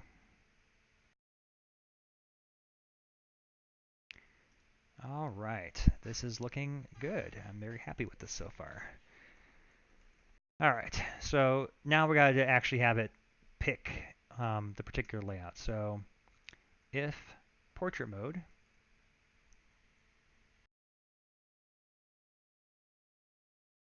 then what's that variable going to called? It was this dot, there we go, equals card screen layout choose card. Oh man, this is a long name, isn't it?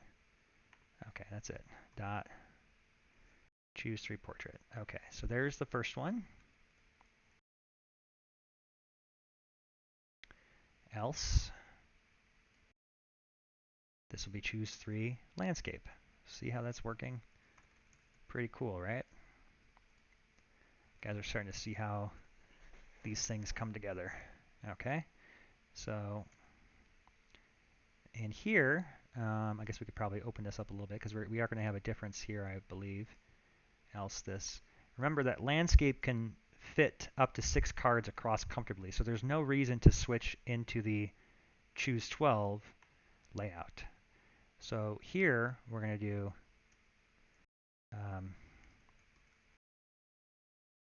this will be card screen. Okay, so if it's portrait mode, we're going to go to the choose 12 portrait.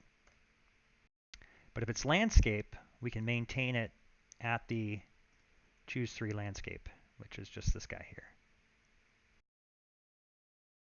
Okay, there we go. And if we're in the 12, now we need to look at, now it has to be the 12. Okay, so now at this point here, we're going to use the choose 12 and the choose 12 landscape. Okay, so there we go. So now we've got logic defines that will tell us explicitly which layout we're going to use. And that looks good. Okay, so we got the logic. We've got a pointer that tells us which layout we need. And now, where's that place I had written down earlier that's going to tell us where we need to pass that in? Yeah, here is where you need to tell the screen layout how many, so it can pick the appropriate layout. Yes. Now, one thing I'm curious about is, this just occurred to me, when is it picking this? Is this happening before or after that? That's a good question. This could cause problems. Looks like this also happens on the on orient. Eeh, this could be a problem. Yeah, that's an interesting problem here. This could be bad. So yeah, I hadn't thought about this. The screen layout is orienting before layout is calculated. I'm not certain as to why I did that this way and if this matters, but this will be a problem. This will make it so the layout does not work because it's already choosing and configuring the screen layout before it's determined which layout it should actually use. That logic is bad. And it didn't matter before because these things were sort of independently operating with each other, but now it does matter. This needs to come first. And yeah, interesting. What else is this called? Let's see. It's called in the create view. Okay. Oh, okay. No, it definitely needs to be in the orient. It needs to come first. Okay. Now, I guess the next thing I need to determine, is there any reason why I couldn't switch them around just right off the bat? Because if we do, then this would solve our problems. Let's take a look at what happens in calculate layout in the superclass. List. Okay. Oh, jeez. Oh, jeez. Oh, man. Oh, God. Yeah, this is a bit of a problem. The problem here is that the layout calculation needs to know the viewport. The viewport is what's going to determine how this method effectively organizes. So we have a fundamental circular logic problem of a chicken egg thing that's just is going to cause this thing not to work nicely. All right, because in order to properly determine the layout size, it needs to first know how big the rectangles are. And in order to know how big the rectangles are, it needs to first calculate the size of the rectangles relative to the confines of the box. So I guess I'll explain our problem this way. Like there's 2 separate layout problems. The first one we have is in regards to whether it picks portrait or landscape and how it scales the cards according to how many cards there are. And the separate one is how big is the confines of the box based off of how big the particular screen is. So remember I talked about how there's a portrait and a landscape, But there's also a potentially infinite number of screen sizes. This is why multi-screen development is such a pain, because here I've got my phone and it's like a 16 by 9 ratio and it has X many pixels, but somebody else may have another phone that's another like inch longer, and so now there's a different degree of space and the dimensions could be potentially different. And since every manufacturer is different, there's virtually no way to predict which those are. Even the iOS developers at this point are having a hard time because there used to be one iPhone and now there's like six plus different models and plus six different iPad models. So there's virtually no consistency you can have in defining static layouts. If you're going to make things work for multiple devices, you need to basically just assume that the dimensions and aspect ratio of the screen are infinite, and you got to accommodate for that. And so that's where we're having a problem here is that the job of this layout orientation is to appropriately lay out the buttons so that they fit in the corners of the screen. So one of the things that layout does is it'll take like the back button. We don't want to have it just appear in the middle. We want to have it go to the edge. And maybe my layout was drawn for a particular aspect ratio, but then because I have a wire phone, the button on the opposite side needs to go over here. So there's all kinds of factors and considerations for that unknown but potentially infinitely varied aspect ratio and actual pixel dimensions that we have to account for. Okay, so how do we solve this problem?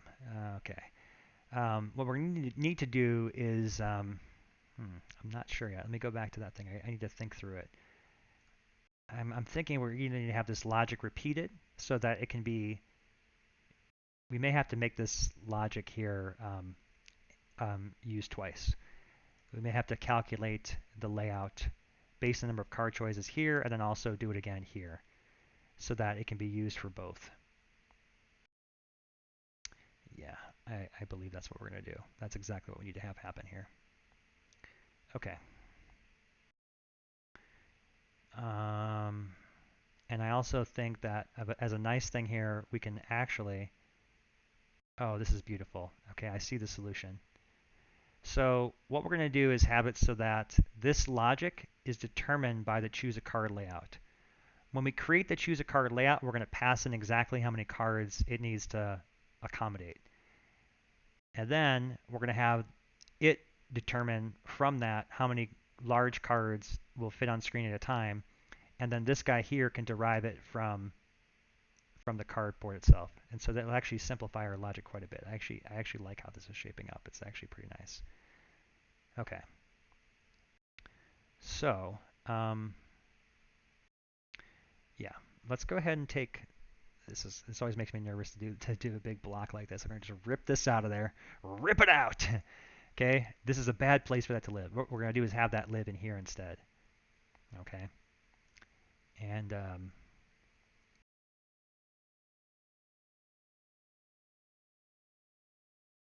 okay, so we're going to say determine layout.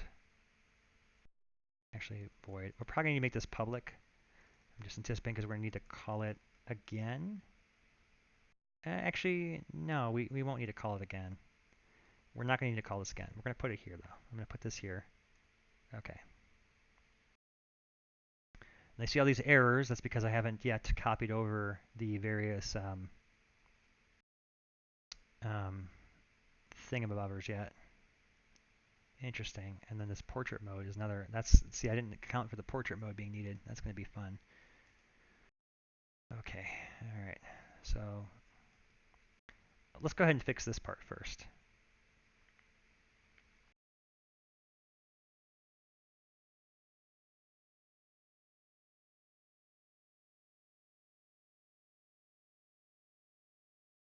Okay.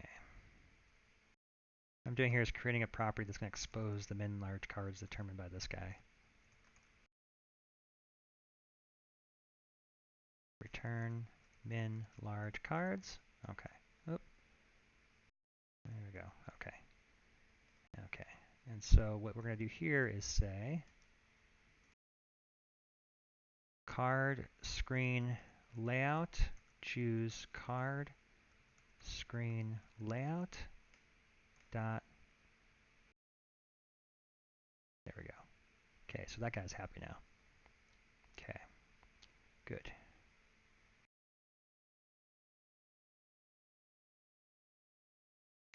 Okay, I'm going to clean up this mess here. Okay. All right, so now I've got this choose card name here. We need to make this guy does not care about this anymore. This is going to be stored entirely within the layout, which is really where it should be anyway. Okay, go. That should make most of those errors go away. Okay. Now, what I am going to want here is we're going to pass in the number of cards to choose from here. So what we're going to do here is pass in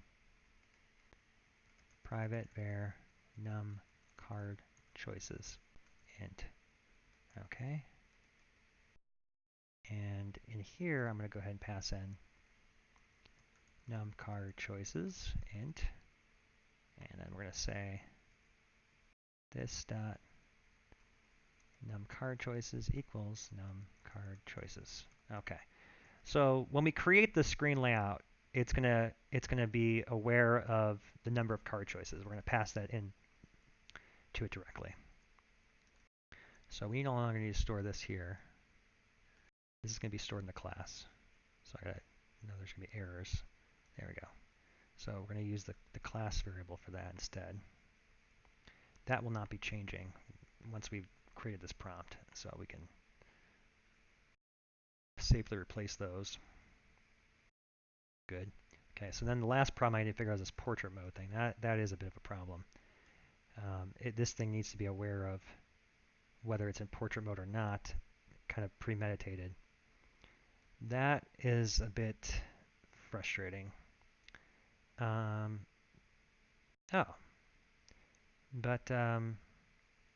I don't think we have to worry about that because what's going to happen is we're going to determine this layout here. In fact, I think I see the connection.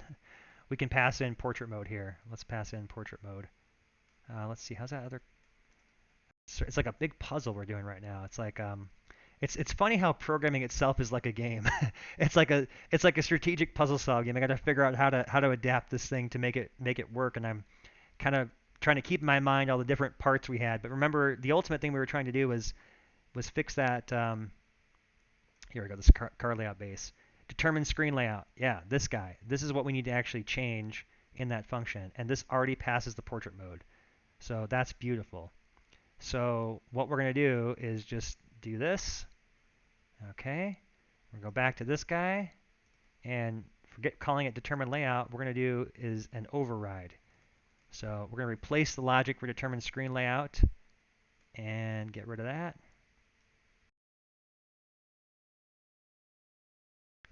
Okay.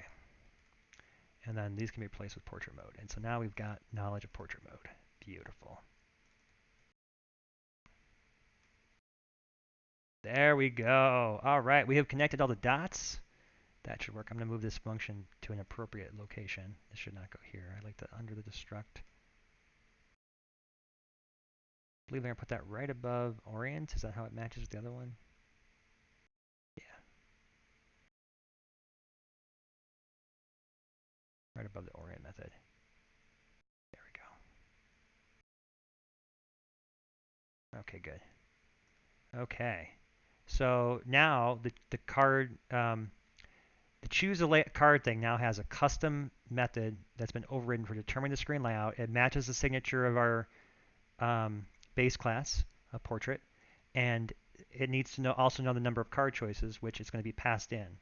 So there should only be one remaining error we need to fix, and that error is making sure the constructor has the number of card choices. So let's see, we should have one error, two errors. Okay, well, I'm pretty sure it's the same error. It is. Okay, so in here we need to pass those number of cards. So what we know this is going to be this card defs dot length is the number of cards. And now we've closed the loop and solved all the errors. Excellent. Okay, so what we have not done yet that we need to absolutely make sure we do is actually define those additional layouts, and we need to make it so that it actually sets them. Because remember, when we changed this here, we need to still do this logic. So this is bad for us. I'm going to copy this back into that one so we can fix that. Okay.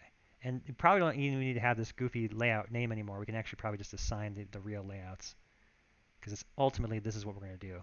Okay. All right. So now this is looking really nice. Portrait layout, landscape layout. So now what we're actually going to do now is create the different layouts that we need.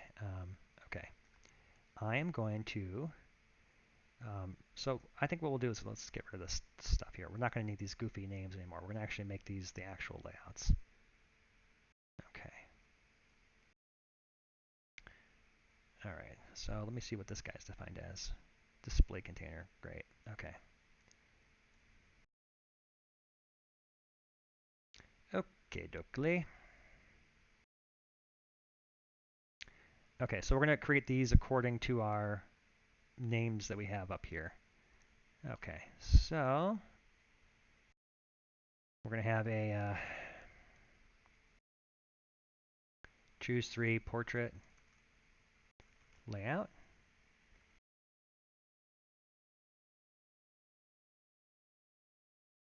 Choose 3 landscape layout. Okay. So instead of having names, we don't need to reference these names anymore. We're gonna just actually make the layouts and then define them in here so they can actually pick them. This is pretty cool. Choose 12 portrait. It's interesting how when you solve these puzzles in programming, how you like the code just fluidly changes to match sort of your current thought process. It's like I wrote this code, I never even executed it. I'm just changing it as a result of discovering how it's all going to come together in the end.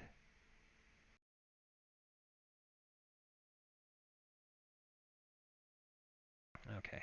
Oops. Let's call that layout. All right, there. Oops. That's already called layout. Shoot. Okay. There's our 4 layouts. And again, we can always add more. That's the cool thing about this. Okay. So yeah. I don't think I need to use portrait landscape because we're going to be very explicit about which ones these are. This is the choose 3 portrait. This is the choose 3 landscape. Okay. And then we're going to define these other ones. All right. Now I know that I can grab these layouts from the card collection layout. So we want to go to card screen layout collection. Yeah, here's those two. Let's copy them in.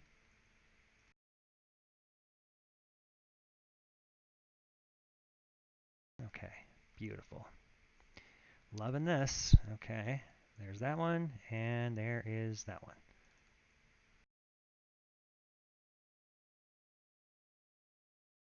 Okay. Okay, cool. So now we have instead of 2 a binary choice, we've got 4 choices now. And as I said, we can add more as need be. All right, let's go ahead and get rid of this. We're not going to need that. And we are definitely not going to need this. Okay. These can actually be private, so let's lock this down. Ah! Don't do that.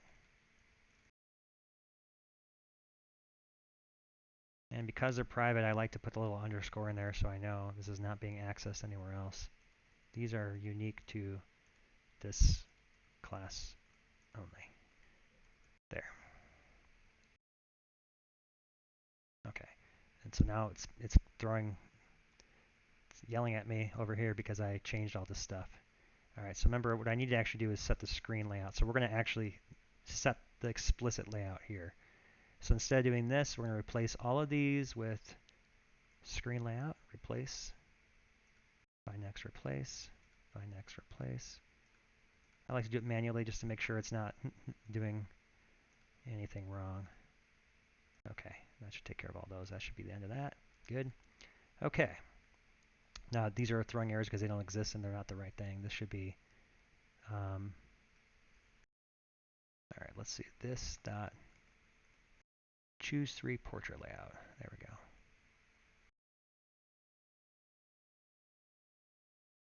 Okay. This is the choose 3 landscape layout.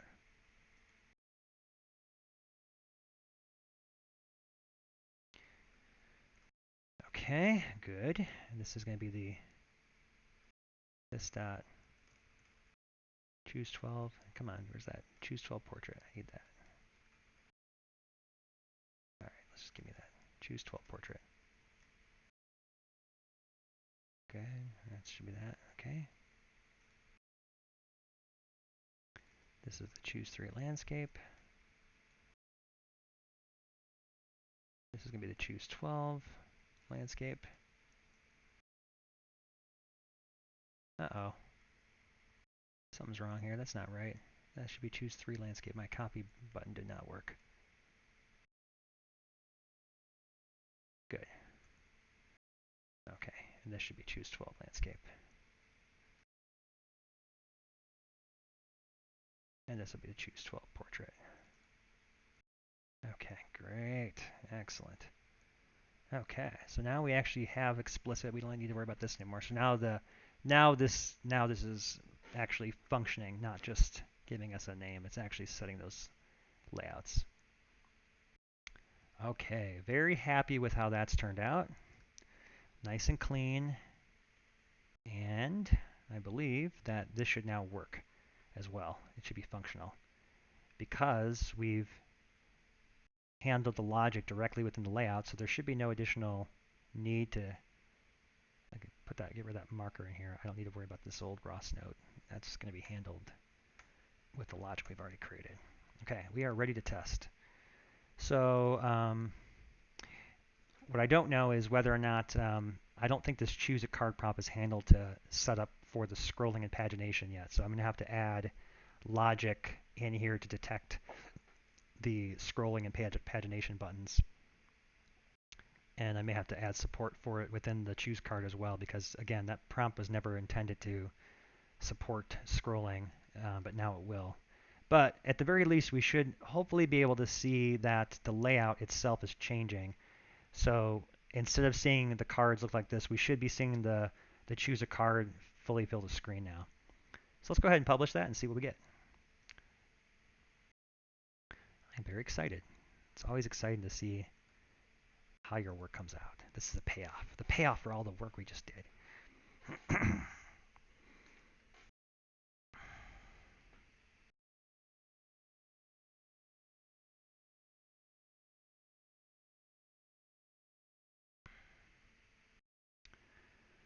Let's do a quick check on this guy here.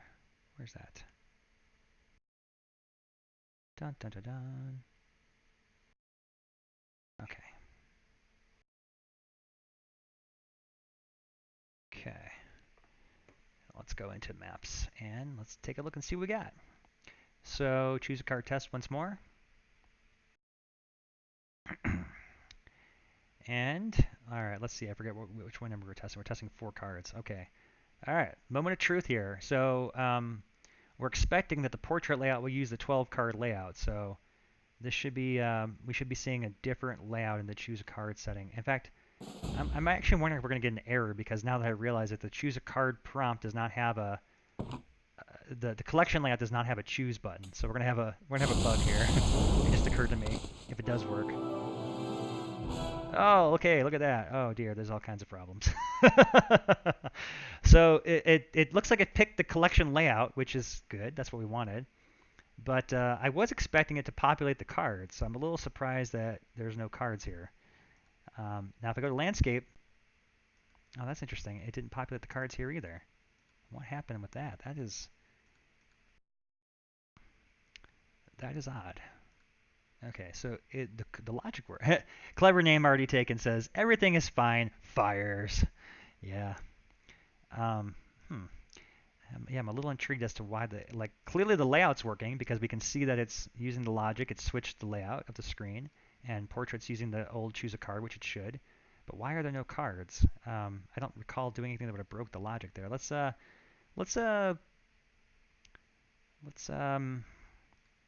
start the scenario in landscape mode and see what happens here.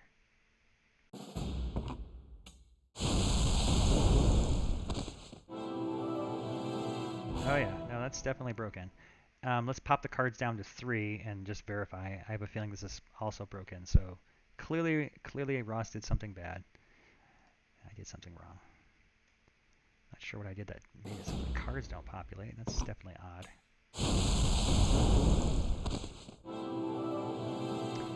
Okay. It was a half success. It was like a wah wah. We got the layouts correctly changing, which is awesome, but there are no cards populating for some reason. Yikes. Okay. What's the reason? I don't know yet. We're gonna figure that out. Um, so something we did in the communication process here, where it's passing things back and forth, is incorrect. All right. One culprit I'm thinking about right off the bat is this guy here. I'm feeling for some reason that this may be something to do with it. Min large cards. Did we actually? Ah, look at that. There it is. Okay. So remember, we have to determine the number of min large cards, but look at this. We never transitioned this guy from being a local variable to a class variable, and so therefore min number of cards is 0, and therefore it thinks it has 0 cards to render, and therefore there is no cards. That is a pretty simple mistake, but very easily mitigated. We should replace these with the class variable name, and we should be good to go. Okay. And there we go. And yeah. Excellent, excellent, excellent. Good, good, good. All right, let's republish again and make sure that works. And again, one of the other things we need to recognize is that, as I mentioned, the collection screen layout does not currently have the button, the UI for choosing a card. So we're going to have to add that next. That'll be our next step. Clever Name says, so it correctly lets you choose from all of 0 cards in the right layout. Exactly. Yes. That's right. Okay, loading up our definitions. Everything's slower in debug mode. All right, maps.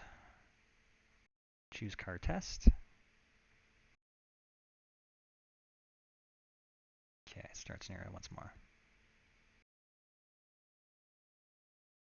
This is exciting. I'm glad to see this working. It feels good to have payoff for the work. That's one of the great things about programming. It's brutally honest. Like there's a definitive, like you put the work in, you get the result out. Like it's always your fault. You have total control. It's just probably the only one of the not only or just few disciplines is like that. Okay, here we go. Yeah, so choose 3, good, and landscape. All right, well there's no surprise there. We know that under 3 cards it's going to choose both. Let's do something a little more fun though. Let's bamp those cards up to 4 again, because remember that for 4 cards we have a logic that will pick a different layout depending upon which one we get into. Clever Name says, code does what you tell it to, not what you want it to. That's right. Exactly. Okay. Hey, now that's cool. Ah, that's actually better than what I expected would happen. So, this is actually really nice. So for choosing a 4 card layout, it did 2 and 2. That was pretty clever. So this is actually better than I expected. For some reason I was thinking it was going to go 3 and then have that awkward gap.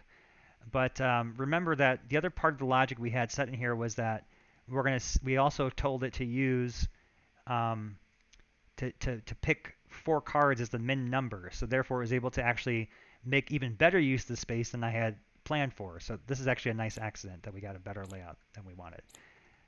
Hey, and look, there's a choose button up there. I'm surprised. It made it choose a card button even though I did not define one in the layout. But it's sitting at the top because it doesn't know where it goes. That's pretty funny. The choose a card button is there. It's also a nice pleasant surprise. It made the button, but it just doesn't know where to put it, so it just threw it up there. Okay. Of course I believe we can do better on this layout. You're seeing here this layout is also a full screen layout, and this probably doesn't need to be the full screen size, so we can obviously optimize. It does say collection at the top instead of choose card. Yes, that is also a known quantifier because when we create the choose a card layout, we didn't do anything to specify what this should say. So we're going to have to change that header name. That's not a problem. Those are all little things we'll fix as we go along here. But let's do our switch here and see the magic. Oh, look at that! Look at that! Isn't that nice? Oh, that feels good. So it's not done yet, but I mean, I'm happy here. I feel like, yeah, like that's pretty slick. So now the cards are, and the cool thing is the cards, if you look at them, they're virtually the same size between portrait and landscape. So that's a really good, yeah, that's good visual layout there. That's a good UI. That's some hardcore stuff there. There are relatively few games, if any, that support portrait landscape, and especially in a game as complex as ours. So I'm really proud of the fact that we've solved this and have and can offer this feature to our players because it's just so nice. That is so cool. Wow. Yeah. Nice. That's exciting. Cool. So we're well on the way here to getting support for our shops. Now let's go ahead and check it out with additional cards. So let's try 6 and see what we get. Now we can start to see how this feels across the board. Okay. All right. So we'll start in landscape this time.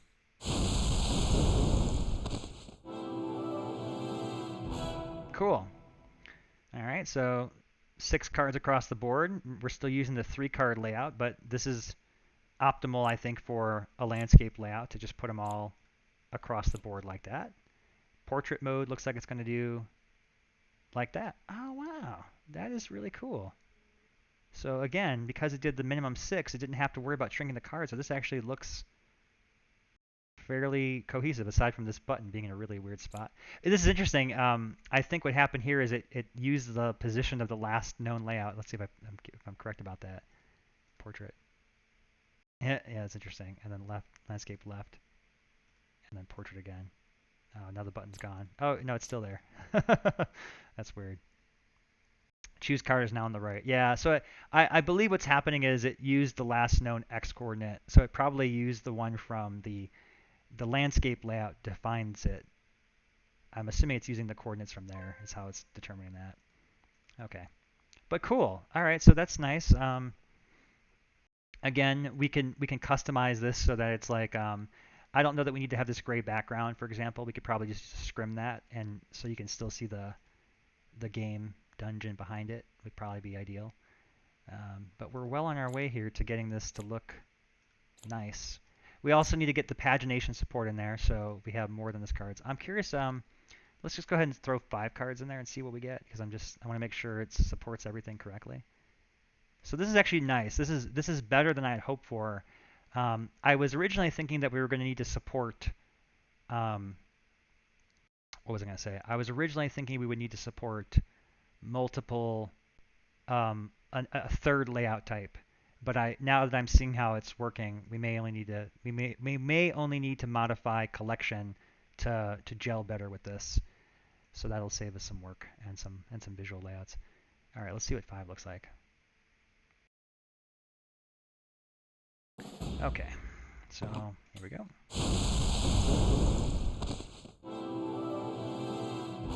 Cool.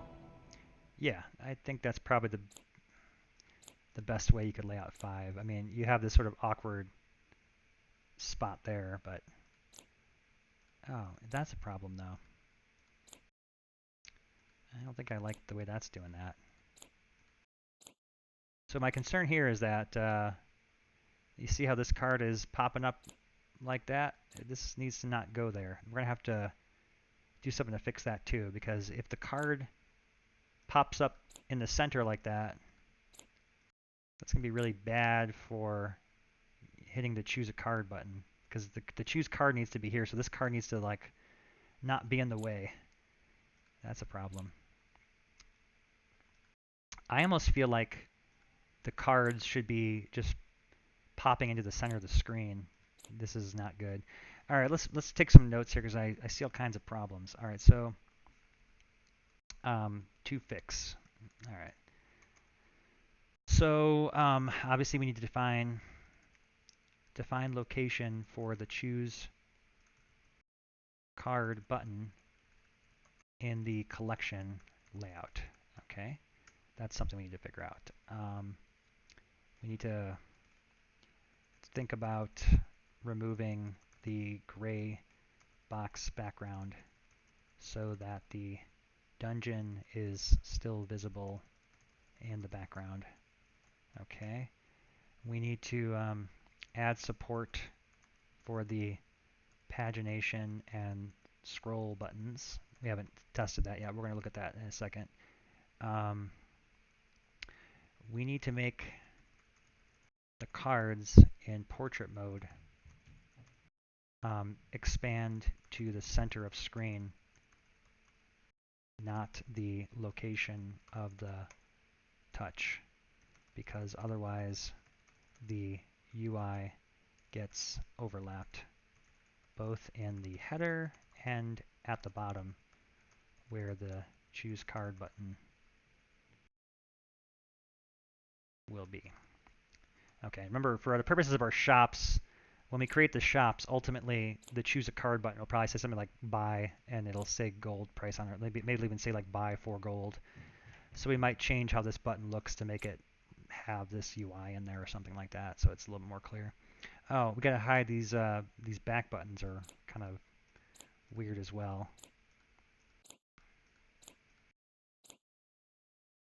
Yeah, we should not. Oh, we need to fix the header name collection so it says choose a card.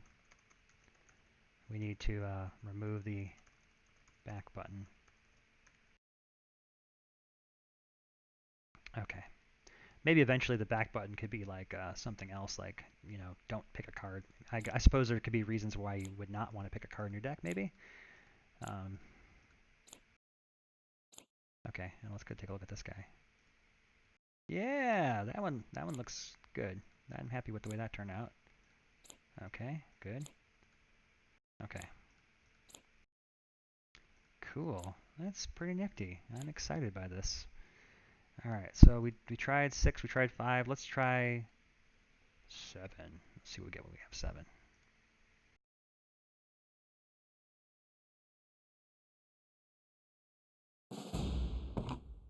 Clever Name says, especially if all the cards offered are not synergistic with what you're trying to build. Oh, right, for the choose a card, like not having a choice not to pick a card. Yeah. Okay, so here's what happened. We had 7 cards. I suppose this is probably the only choice we have. Is a popular 7's an awkward number in general, but yeah. So the choices we have for 7 would be to either show them all on screen like this with the gaps, or we show 6 and paginate it so that there would be a page of 6 and then a page of 1. No card can be the best card. Yeah, that's true. And then portrait. So portrait also defaulted to having gaps. So at the point where we had 7, it looks like the layout's determined that the only way it can fit it is to put 3 across. Yep. So my algorithm looks like it's doing its job here of properly calculating the amount of available space. I forget how I made that algorithm work with something with n square, n cube area determination. It's some kind of a mathematical formula that determines how it can fit things. Okay, so that's pretty cool. All right, so I'm curious what you guys think about this, because there's a couple ways we could solve this, right? Outlander says, "How's it going? Welcome to the stream, Outlander. It's going well. We are building shops, so we can spend gold and get a larger selection of choose a card. And so the foundation to that is that we're making it so that our existing choose a card mechanic can surface any number of cards. Presently, it was a choose 3, but now we can support choices of 2 and up to an unlimited number of cards. And what we're doing right now is in the process of testing how the cards are populated for the choose a card given different types of layouts. And so right now we've got 7. So we're kind of going up the chain here to see how it looks. And I was just about to ask a question about this. So 7's sort of an awkward number because this current layout is designed to fit 12 cards. So in portrait, we've got this large awkward gap here. And in landscape, we've got this large awkward gap here. So we have some choices in the matter of how this could be surfaced to the player. One choice could be that if we have less than 12, what we could do is make this a pagination. And so I want to get your guys' feedback about what you think, because I could honestly go either way. Um, this layout lets us see all the choices up front, which I suppose has some benefits, but it also kind of like forces them to be smaller because there's no way to fit them on screen otherwise. So alternatively, what I could do is make it so that if there are between 7 and let's say there's 7 to 11 cards, what we do is we have it so that there is 6 on the screen. They would be larger, and then it would pan to a separate page.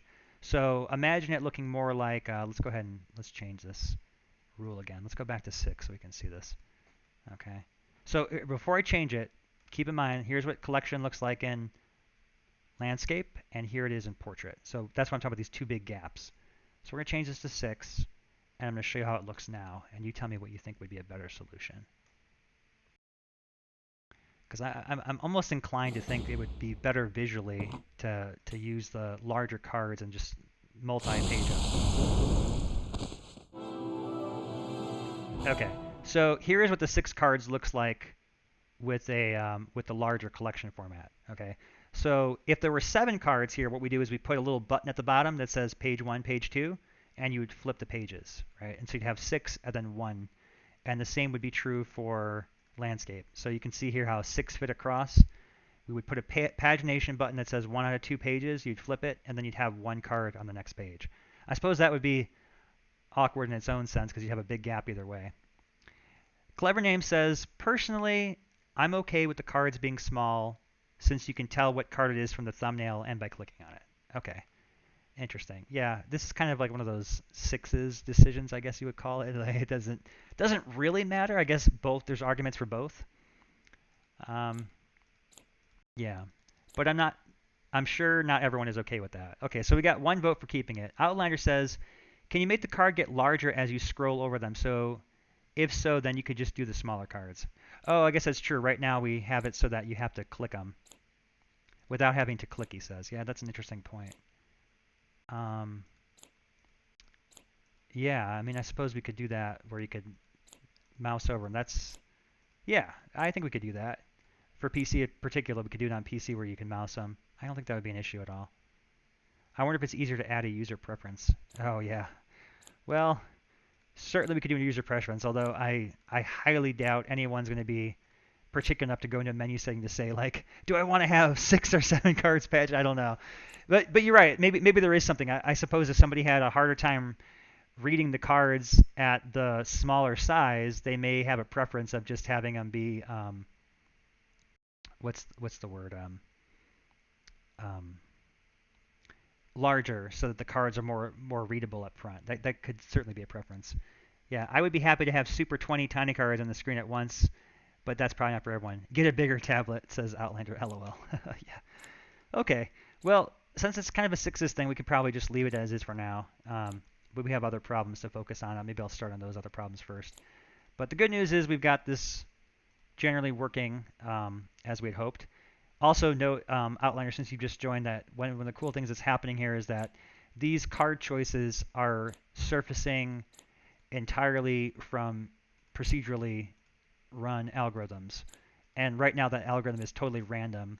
But I did talk about your idea that you mentioned in Discord yesterday about the card choices sort of expanding almost in a branching path. Like here we've got Exploding Fireball, and this could be something where maybe it doesn't appear until you've already picked Fireball as an example of that. But yeah, and we talked about the problem with random again, and why random is okay when the subset's small, but as we start to add more cards to the collection, random becomes very problematic for synergy because there's less and less opportunities to get the cards you want as the set gets larger. Yeah, okay, cool.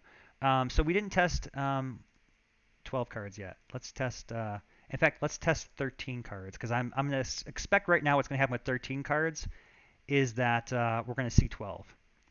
But we're not going to see what the 13th card is because since we told it the maximum size ever is 12, it will no longer try to cram 13 cards in the screen. Okay, so that's what we expected. We see 12 cards here.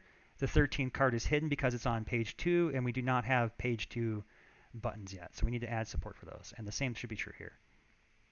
Yep. Okay, cool. But as I mentioned, you can see how awesome this is. Like, so we already support 12 cards in our other game layouts. And so, yeah, this is sweet. Look at that. All right. Yeah. Yeah. We're going to have to change this again so it makes those cards pop up to center. That should probably just be a general stipulation of portrait mode, I would believe. Cool. All right. So this is shaping up to look pretty nice. I'm very happy with how it's coming along. Outliner says, next page button would work. I don't think going smaller than that is good. Yeah, I concur as well. So earlier we talked about the fact that we've got these existing layouts in game. So the cool thing about here is that we're using existing work I've done to build this new system out.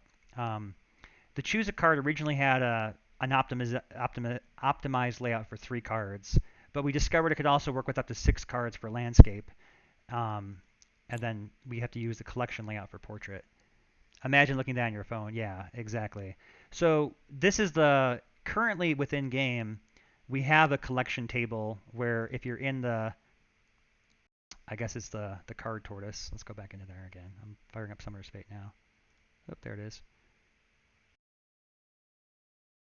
Yeah, so we did a lot of careful testing to sort of determine what the maximum size card could potentially be.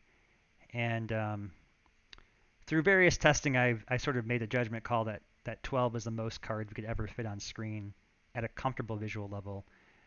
Most phones have very high DPI, so it's actually surprising how readable it can be. Although if you've got a hard time seeing up-close vision in general, like small text on books, you're going to need to take advantage of the zoom feature. So here's the collection in game now, and you'll be able to see in here that this has got that existing 12-card layout. And so the game will always show 12 cards maximum. Even if you've got a device that would be larger, it does that so that pagination is consistent across portrait landscape. 12 cards is also the sort of magic number that works for portrait and landscape. Like, so I did a lot of testing to test the different aspect ratios. Yeah, so here we go. So this would be what it looks like on your phone as well. You would get 12 cards. And granted, if you had a larger device, like a tablet, or if we made these cards, we could probably make them smaller for PC. You might be able to fit more. But then you would get inconsistent pagination when you change orientation. So we sort of deliberately picked 12 as the magic number for these purposes. Yeah. And these are all determined by our Dynamics layouts, which are hand-drawn visual layouts I create within here to determine how these things work. And so here you can actually see this is the collection layout. It's got 12, and then there's one for portrait sitting over here. I'm not sure why this one's blacked out, but that would be the 12-card one. Okay. And yeah, so what we're going to need to do is add support for some of these other UI buttons. We're going to need to fix these other issues we encountered. Made a nice little list of the issues to fix down here. Define location of choose a card in the collection layout. Think about removing the gray background box, blah, blah, blah. Okay, so that's what we're going to do next.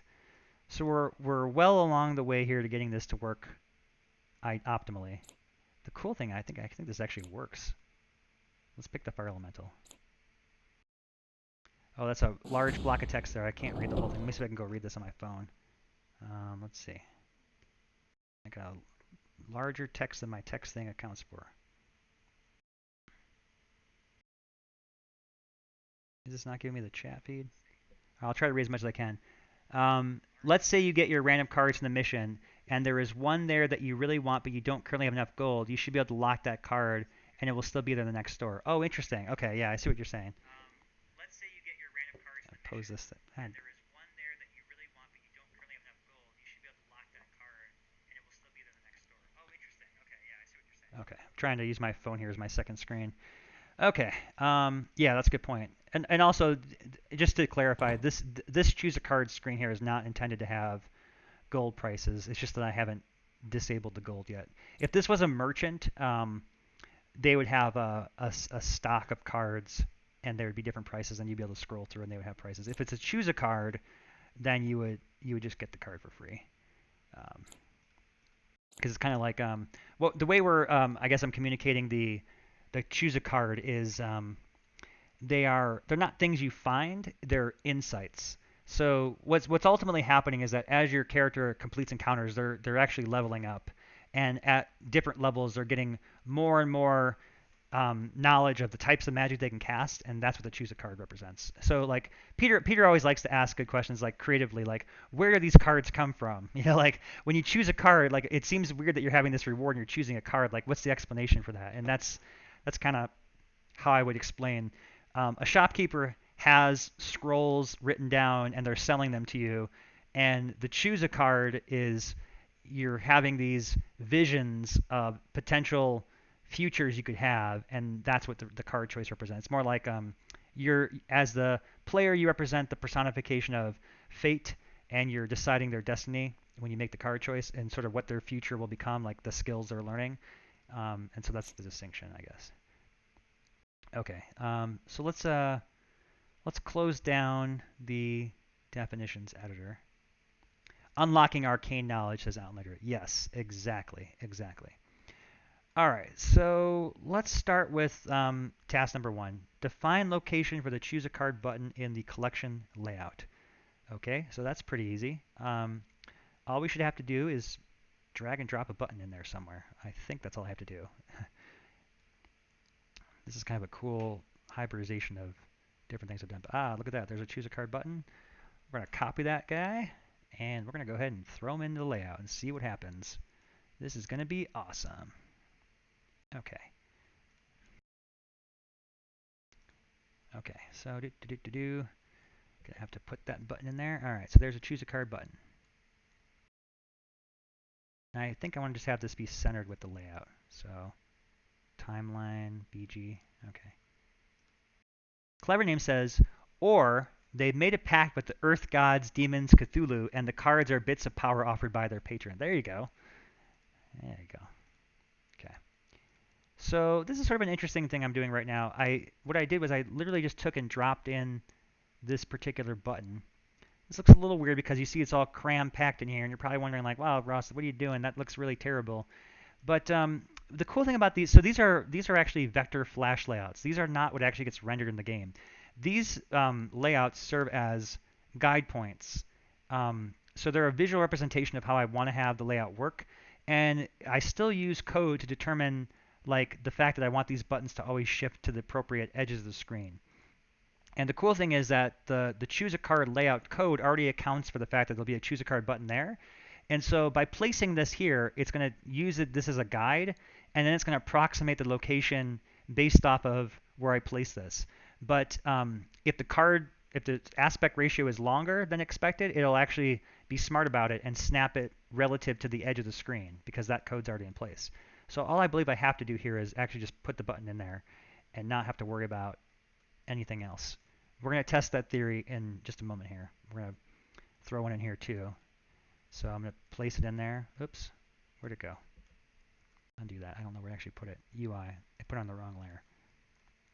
Okay, so here's choose a card button. Okay. And then I'm going to go ahead and center this. I need to unlock the background.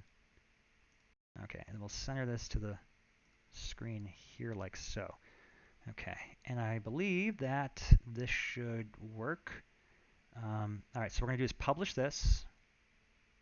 And then I'm going to go ahead and instead of writing debugger, I'm just going to publish the definitions editor because we don't seem to be having any bugs or code issues. Clever Name says, all hail Squirrel Thull, bringer of rodents. Exactly. That's where the squirrel cards come from. They come from the squirrel god. I keep sensing this reoccurring desire from players that they're expecting to see the squirrel god appear at some point in the campaign. So we're going to have to make an effort to have some kind of a squirrel god boss that is that is part of the game's encounter set at some point. Yeah, we will not disappoint. If players want squirrel gods, we're going to have squirrel gods. It's going to be awesome. That'll be the thing people. That'll be the hook. You know, what's Summer's Fate? It's that weird game that's got the squirrel, the squirrel god as the final boss. And Maltras says, "I will happily destroy him." I see. Yes. Okay.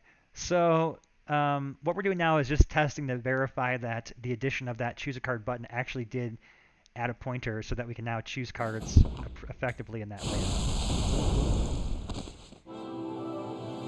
Hey, look at that! It's like magic, right? Hey, who'd have thought that would work? So choose a card button is now there, which is nice.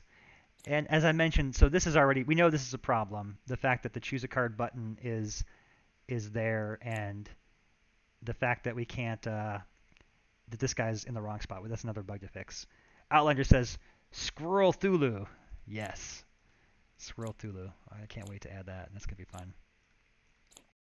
I can't wait till the games, all these tools are done. I can just spend my entire days just designing wacky campaigns. It's going to be so much fun.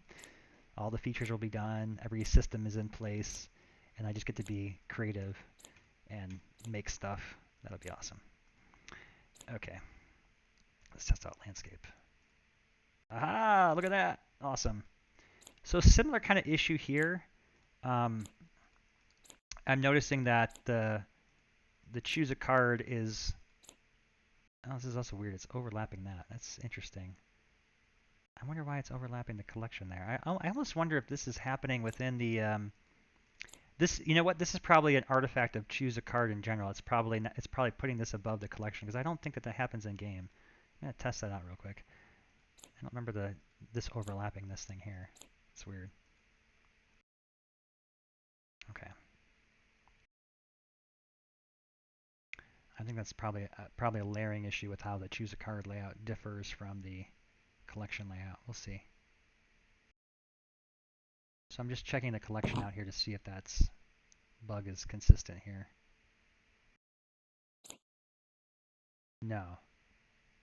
Also, interesting, there's a scrim appearing over the whole screen here. And it appears that scrim is not functioning in the other one. Yeah, cards should be above the collection layer, not vice versa. Okay, so let's quit this. Oh yeah, the scrim is working. Okay, so the bug is that the header layout is appearing above that. Okay, I see. Okay. Yeah, this is not as bad as it is in Portrait, but nonetheless, we should fix that. Yeah, that's no good. We don't want that. You should be smarter about that. Okay. Okay, so that's another bug. The header is layering above the cards. It should be below the scrim. Okay. Cool. All right, well, we got this one done, so we can define that out. Okay. Done.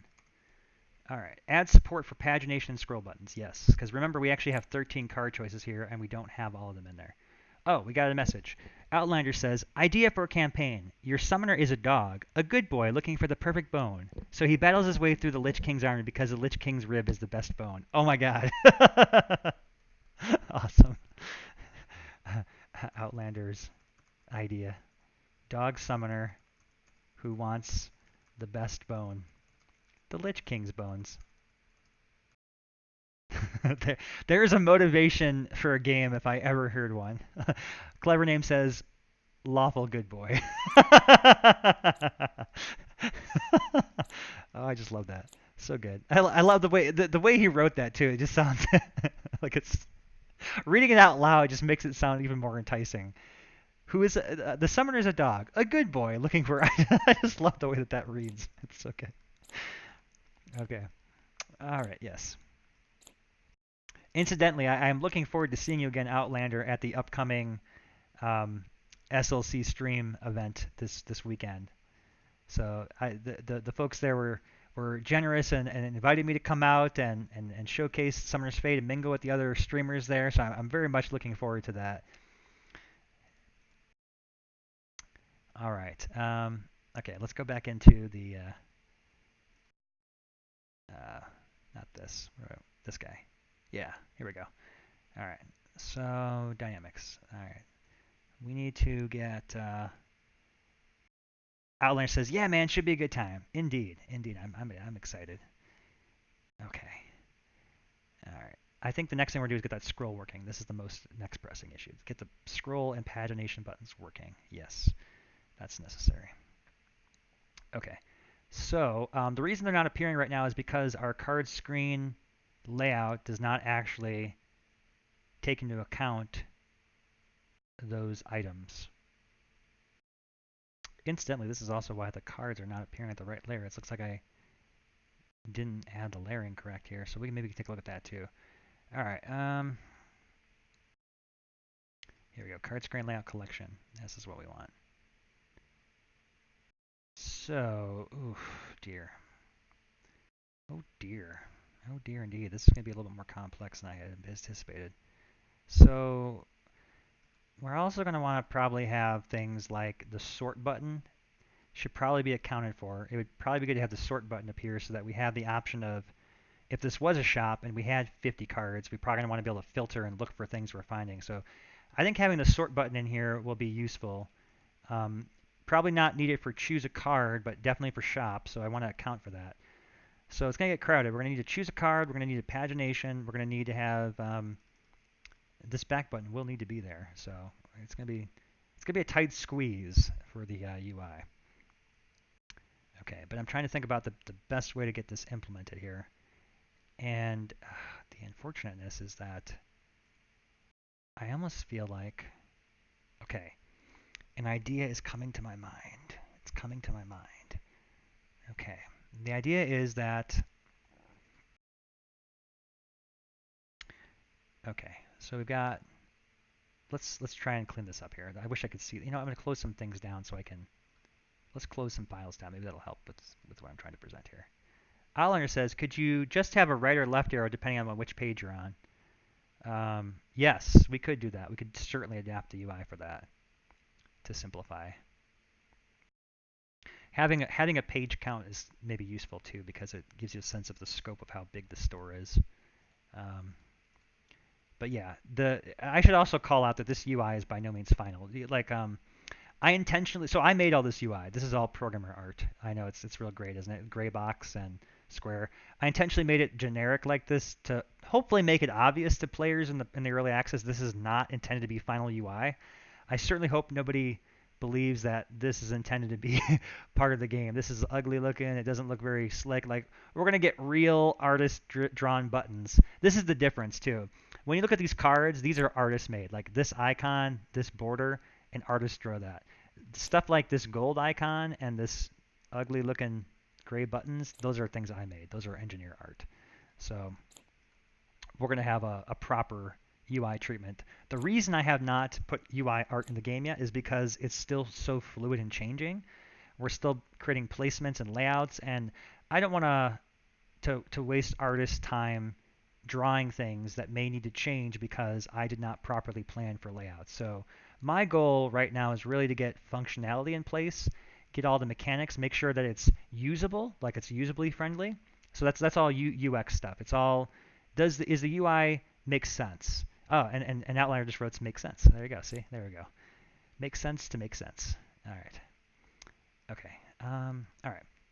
So what I was just doing was I was attempting to close down some files because Outliner says make it work, then make it pretty. Exactly. Okay, good. The reason I closed those files down was because I couldn't read the full names. Okay, so card screen layout choose a card currently extends the class card screen layout base. All right. Card screen layout collection currently extends the card screen layout base. So my thinking is here that I could save myself a heck of a lot of time and logic if instead of extending, if choose a card is adding functionality to card collection. If that's the case, then we can reuse all of the existing logic that already handles scrolling, pagination, and so forth within the card screen layout collection and simplify our workload. That is my hope and my intent of what I want to do next, to get those paginations buttons working and simply add in the additional layers that we want.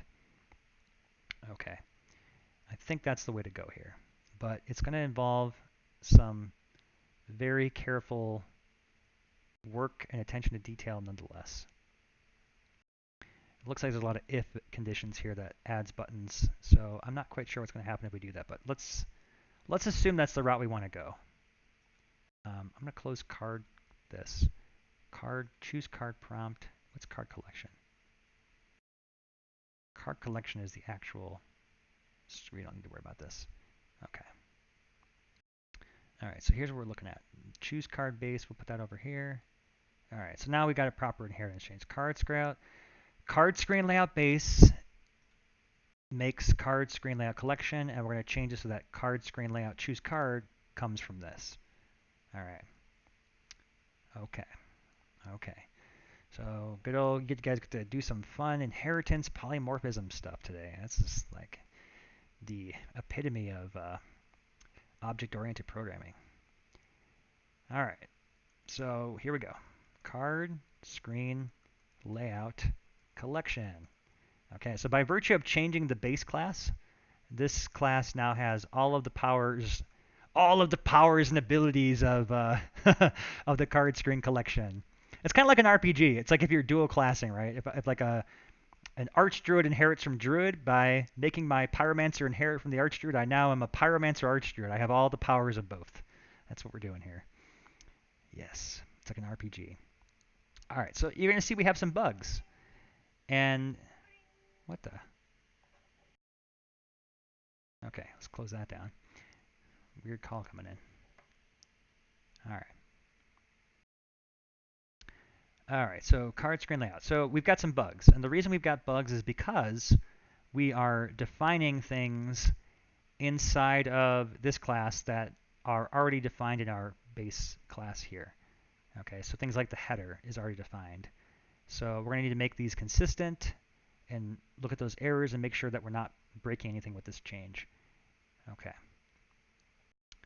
All right, so I'm looking at choose a card to see what kind of things are in here. This surprisingly didn't break, so it looks like only 2 things are broken, which is surprising. So layout header, it looks like we already defined that in here, so we don't need to worry about that. So let's go ahead and I'm just going to comment things out for now in case I need to change this back. And the super is expecting something. What does the super expect? Ah, interesting. For some reason, the card screen collection layout expects a card selector? That's unusual. Why is that necessary? I'm a little bit confused as to why it needs this. Outliner says, after defeating the Pyromancer, you feel you can master a bit of his magic. Yes, exactly. After defeating the card screen layout, I feel I can master his magic. All right, let's see. So clearly this is used for something. What? What in earth would this be necessary for? Here's the weird thing about it is that this thing is asking for this. Maybe we can just get rid of that. I love when you have an IDE like this and you can figure out where things point to other things and why they might be needed. The funny thing was the very first time I programmed Hero Mages, I used a non-intuitive IDE like this, and I basically hand-coded all the pointers. So I had no tools like this that could tell me stuff like, hey, where is this thing referenced at? Where is this actually used? And so you can imagine how much more complex it was to code things. I also didn't use a repository, so if you can imagine doing all my coding in Notepad with no code repository and still making a game is it's pretty nuts. Clever Name says, after defeating the Pyromancer, you feel a bit like you're on fire. He's on fire! I'm thinking of, what's that game? NBA Jam. One of the best sports game ever made for a console. Okay. Interesting. So we use it. It's used in the destructor. It's used in the constructor, and it's not used anywhere else. Okay, that's good news because it tells me. Yeah, Outliner says from downtown. Yes, exactly. Makes a basket from the other basket. All right, let's see. All right, so this looks like I think we can fix this bug by simply getting rid of this. It doesn't. It appears at some point I must have used this thing, and now it doesn't look like I use it for anything. So we're gonna get rid of it. Sports. Yep. That's probably the only sports reference I know. Is NBA Jam. All right, let's see. Wizard Sports. Okay, so that was weird. Oh wait, where's the rest of this thing at? That was in the super. Where was that thing I just deleted? Oh god. Okay, let's go back to that. Okay, you go away. and you go away. Okay, there we go. Yeah, interesting. So I guess there's some non-used code there that we're cleaning up to make this thing work. And I guess I no longer need that. At some point in the past, I must have needed this, and it looks like I no longer need it. That is all the better. Okay, so we're going to have a bug where wherever this thing was before was expecting no argument, so we're going to go just fix that. Okay, so we don't need that anymore. And does that, are you happy now? Okay, good. Let's refresh this to make sure it's all up to date. Outlander says, oh man, new card. Broomstick gives permanent +1 to movement speed. Oh dear. Oh dear. Broomstick. Float around on my broomstick. All right. Okay. So it looks like we were able to successfully complete our inheritance of these properties. Good. I am happy there. Okay. So now I'm going to do the very fun, bold move to just test this and see what happens. And I'm going to run it in the debugger because I anticipate there will be bugs. But I'm just curious. There's a small probability that by simply changing the inheritance, the scroll buttons will just magically work. We're going to just try it and see what happens. Outlander says, bold move, Cotton. We shall see. We shall see what happens. Clever Name says, Bludgers. Summon 2 1/1 flying steel balls. They automatically attack the closest unit each turn.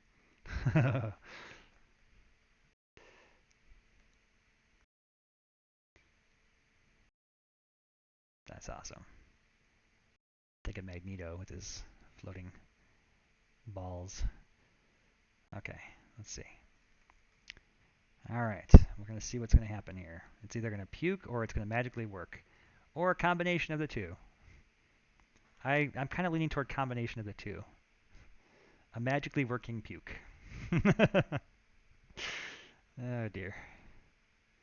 We have fun here.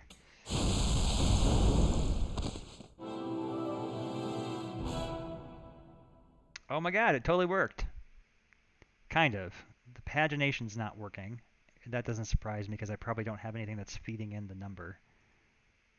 And the buttons don't work, which also doesn't surprise me because I don't think I have anything hooking up the buttons. But the buttons are there and they can do that.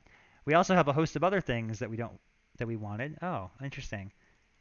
So yeah, you can see where it gets a little crowded here. The choose a card button's like, I don't have enough space. Please, you're killing me.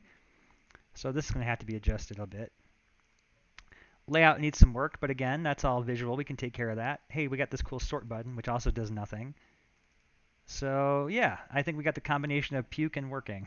All right, we got buttons, but they don't do anything. Outliner says, LOL. Okay, so this is kind of nice. It's kind of nice. I feel sorts them into the exact same order. Exactly. Well, sort button's supposed to bring up a little prompt over here that lets you do stuff. But again, this makes sense because I believe all of the functionality of these buttons is attached to the collection module. So there's two separate parts. There's the layout, and there is the actual functionality. The layout's only job is to, as its name would imply, lay out the screen. So the layout creates the assets, places them in place, creates the buttons, but doesn't actually control their functionality. The actual module does that. So we need to add the functionality of these buttons, of course, so we can see what's on the next page. I wonder if this scrolling works now. I think scrolling is also disabled by default on these panels, so we should be able to sort of drag this around to see what other choices we have. Okay. All right, so we're getting there. We got the buttons to appear. That's half the work. That's a good thing. And sort by nothing, job's done. Yep. Okay, still overlapping there, so we've got to figure that one out too. Okay. All right. So it's not bad. Okay. All right. So where's functionality determined now? This is going to be determined by card collection. Okay. So this is the actual class for card collection. This is what's responsible for creating all of the magic of buttons and pages and all of that fun stuff. So there's a similar theory here where we could potentially have the card collection extends card selector, right? And so does choose card prompt also extends it. So in the same vein that we just did the layouts, we could potentially have choose card extend the functionality of card selector, which would in fact give it all the powers of the card collection. But it's a little bit more complex than that because I feel like this one's got a lot more going on here with what it does. So here you can see here's where the buttons are actually programmed to switch pages, to do the sort. There's a copy deck button in there that does something. Yeah, okay. So we got some crazy bit of work to do here. Okay. I don't know if it makes sense to do that or not. I'm considering it. I'm considering having it extend that. Oh, man. I almost want to check in our code though before I do that because that's going to be a more extensive change. Let's close this down. Okay. So I've got my repository set up here. This is the code repository, and this is designed to track all the changes we made to the code and keep a record of that so that I can fall back on mistakes I've made. This is, if you're not a programmer or a programmer who's never used anything like this is like the most essential tool you can have. It tracks everything you've done change-wise, and you can go back in time and load back the game to a previous build. So if you caused a bug and don't know why, you can debug by reversing time and going back to those changes. It's like the most amazing thing ever. Clever Name is an engineer, and he says, hey, it's Git. I know this. Of course I would expect you to know this. Git is magic time travel for code. That's exactly what it is. Magical time travel. So I'm inclined to check in some of these changes we made because I don't want to extend the code any further and risk breaking stuff without a fallback plan. You can also case the most interesting paradoxes. Exactly. Yeah, there's so much you can do with this. It's amazing. All right. All right, so let's go ahead and check these codes in. This looks safe. I'm kind of code reviewing myself here.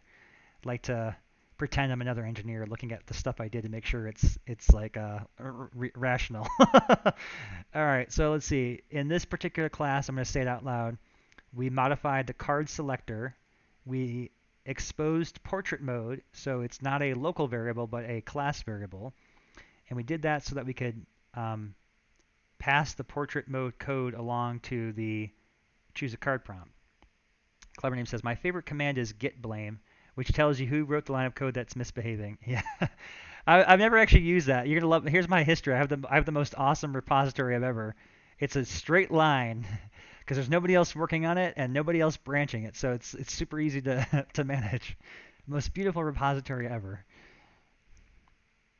I have no idea how you would use this with the branching. It gets so complicated when you have like multiple people working on it. Git blame. Ross did it. Yep. There's only one person to blame. It was me. It was me. It's my fault. Okay. So this is interesting. I don't know that I need to worry about having this code change because we exposed portrait mode, but I now have a feeling that I don't actually use that anymore because of how we changed that. So let's take a look and see if it's actually used still. I don't think it is. Yeah. Okay, so you can see here, portrait mode, we had expanded that so that the other class could use it, and it doesn't look like I needed that change anymore because of how we ended up solving it a different way. So I'm going to make a choice here. I don't like to have code changes that are unnecessary or unwarranted. In this particular case, while this code change doesn't harm anything, it's also not needed. So why give myself extra things to worry about causing the bug? We're going to put it back to how it worked before. So I just got rid of all that. All right, so that was a kind of a just nice decision I made about that. All right, so we did change this. We changed the screen layout, so we're going to pass in the number of cards that's coming into it. And here we're going to determine the number of cards to layout based on the min large card. So these changes are both necessary. So we'll pass those in. Okay. This has nothing to do with anything. This is just something else I was working on, so I don't have to worry about that. Okay. Card screen layout. We got rid of this unused property. That was all good. And here we did the most changes. This is where we added our new layouts. We had this new function, and this all looks good. So I'm going to check this in. Okay, so I could write a little description here and say something to the effect of we expanded the choose card prompt. I should really say choose card layout to support multiple quantities of cards and 4 different layouts depending as opposed to considering both landscape, portrait, as well as the number of cards to choose from, rather than just the 2 layouts, portrait, landscape. Okay, so that's really what we accomplished so far with the code changes. We expanded the choose card layout, supporting multiple quantities of cards and 4 different layouts rather than just the 2 layouts. That's a good description of what we just did. Okay, so I'm going to check those in. And I did that because if we make any mistakes that break this thing, I can then undo the changes. Otherwise, it gets complicated to filter out the stuff that was working versus the stuff that broke. Okay, so that's done. All right, and now this thing wants to change all the changes. Let's go ahead and make sure this works, because I did delete some code, and I want to make sure that I didn't break anything. So once again, I'm going to just publish this real quick and make sure that that it's still functioning, and then we'll continue. Dun dun dun dun dun dun dun dun dun dun. Publishing. Okay, I'm looking at my to-do list here again, so I get an idea. Yeah, so that's right. The next thing we're working on is trying to get the actual buttons scrolling so we can see the rest of our card choices. But we're well on our way here to getting a store working. I would love to have, by the end of today, a functional in-game store. That's an ambitious goal. It may take me an extra day to do it. We'll see. Getting this choose a card prompt thing, though, is definitely a must. Incidentally, I should also explain, just so there's no confusion, I normally like to do a DLC update and add new content to the game each week. But with these particular changes, since we are modifying code, this will of course entail a client release.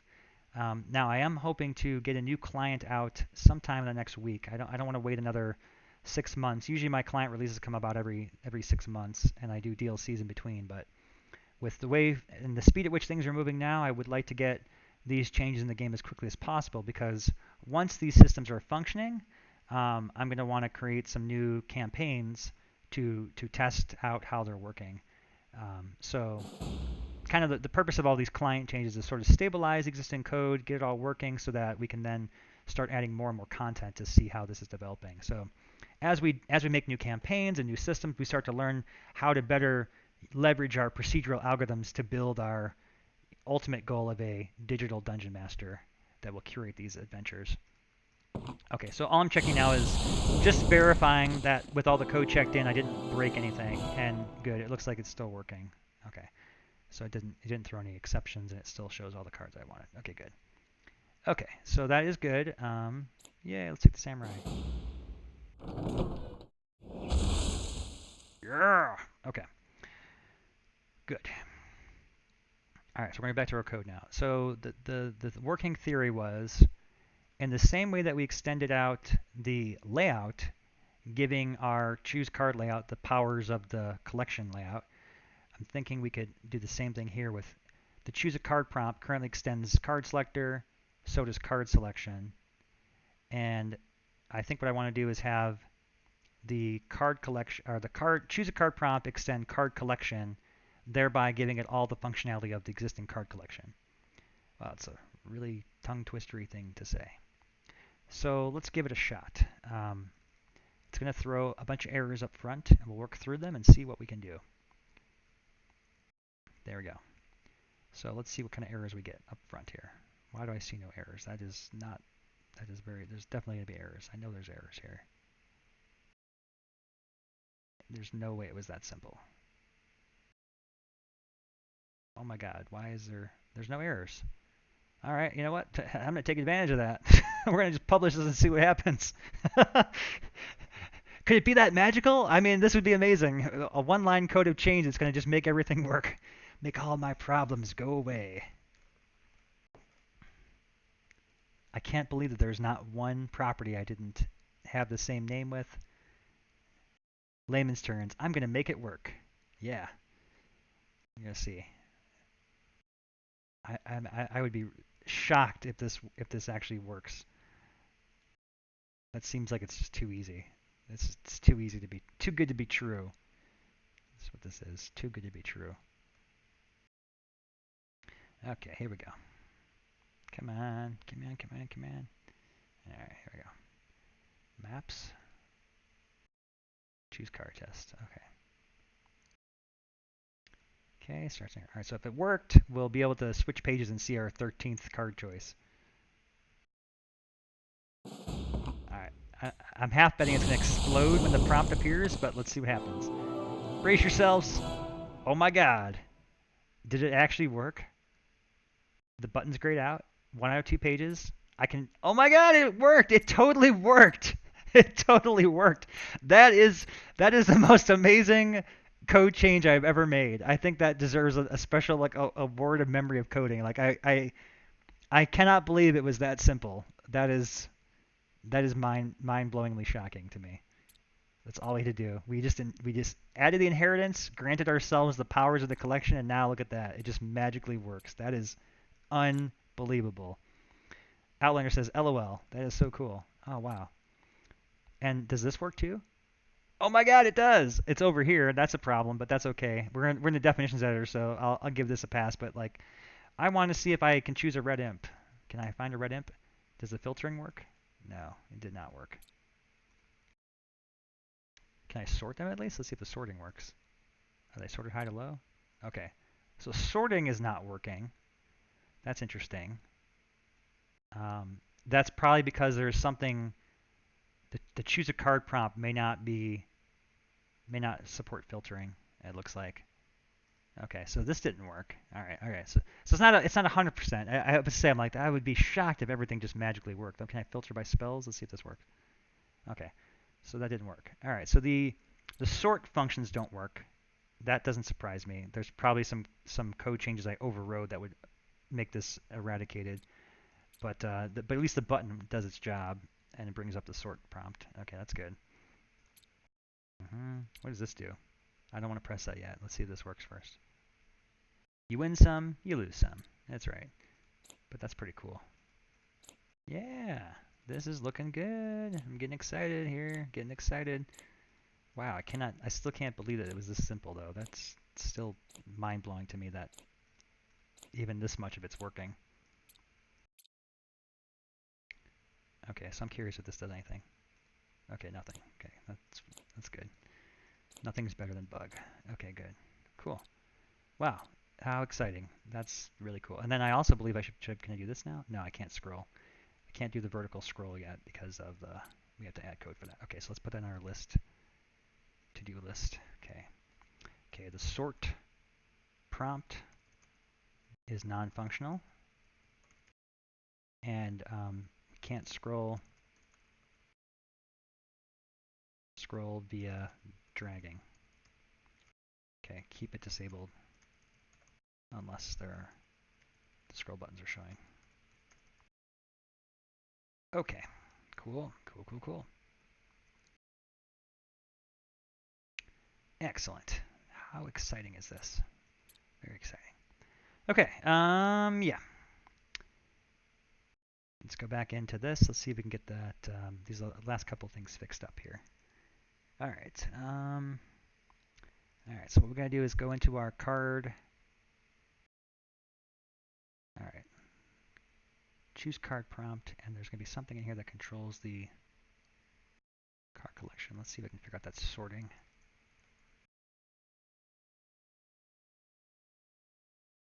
Oh, that's the other problem, is that the sort prompt is not appearing. Oh, Outlier has a question. Hey Ross, I have a question. How big is your local following? Oh, that's a great question. Local following. I mean, it's pretty good actually. I don't know if I have an exact number off the top of my head, but I do know that a lot of our Kickstarter campaign support came from local folks. We're pretty well connected in Utah with the various community groups here. So to name a few, there is the Uden organization that is like a trade group for video game industry um, and the film industry, kind of like a combination. It's all digital entertainment in Utah, and that's headed up by John Dean and Jeff Peters, who were both former EA executives, GM and executive producer respectively. And they do an awesome thing. They have bi-monthly meetings, and large hundreds of members are in Uden.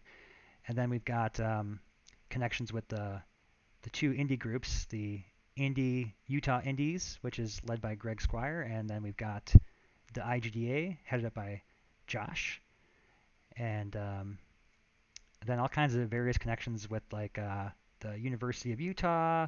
I know folks there and various game companies. A lot of my former colleagues also work out here, so I've got a ton. Outlander says, I may have an opportunity for you. We can talk more about it at the meetup. Okay, cool. Sounds good. Exciting. Yeah, there's all kinds. Utah has been great for us and for game development here because it's just it's a great game dev community out here. I forget what I was gonna write down. Oh, the sort prompt is appearing outside the bounds of the game view. Okay, this is probably exclusively within the editor, the definitions editor. That's an easy fix. I gotta figure out where that thing's bounds are and then just change it to make sure it's using the game view, not the screen's dimensions. Okay. All right, so I was looking for the sort stuff in here and trying to figure out where that's being controlled. See if we get the sort working. Aha, card collection, sort. Here we go. So this is what controls sorting. Sort cards prompt. Oh, cool. Here's make prompt. Okay, what do we got going on here? Let's see here. Aha! Look at that. Okay, I think I can fix this first bug, which is the why it's going all the way over here, which looks kind of goofy. So it looks like that's because we are using the app viewport and not the game viewport. So what if I did global view dot game view dot viewport? I think that would fix that. Let's do one thing at a time. Let's fix that first. Fix that ugly problem. Publish that. And while it's publishing, I'm going to go and take a quick break. I will return momentarily. One moment.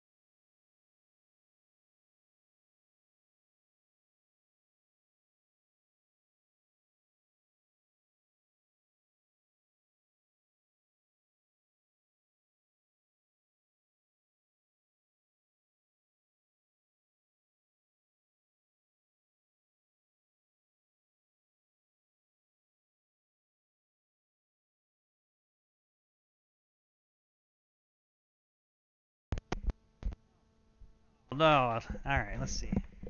You guys hear me okay still? I'm back. Looks like I had a bug here. I did something I didn't like. Outlander said, also the rule said if equals deck view, which isn't the same as choose card view, right?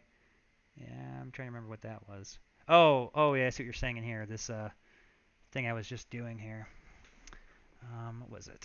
Yeah, okay, so we got some problems. I know what you're talking about here. That is this issue in the card collection. Yeah, this goofy deck view thing. Yeah, we're gonna look at that. Trying to figure out what happened here.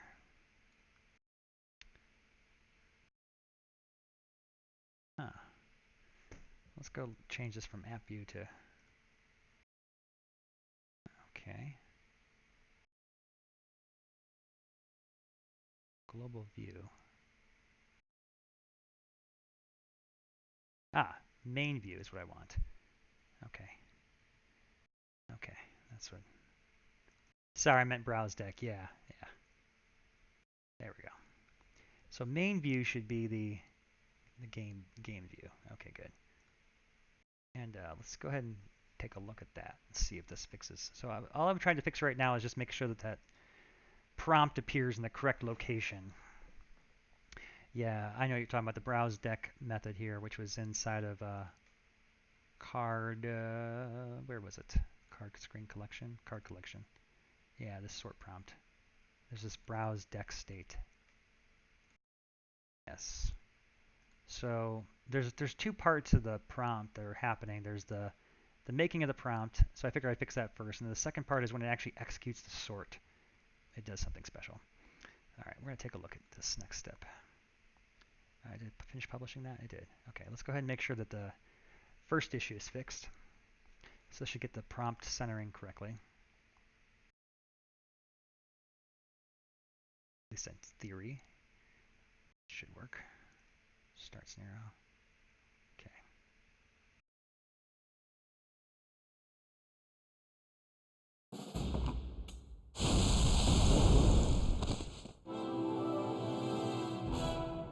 Nope. Didn't fix it. Well, that's just not good. I'm a little disappointed. Why that didn't work. Huh. Odd. It's probably, then if it's not this, it has to do with its placement layer, I'm assuming. That's probably why that's going over there. That's a shame. That's a shame. And I'm trying to figure out how this, so this prompt is unique. It's not a Starling prompt. It's a silly sort window. That's not where the screen is. That's right. Clever name. That's right. It's not where the screen is. It's making me mad. I don't like it. Okay, let's see.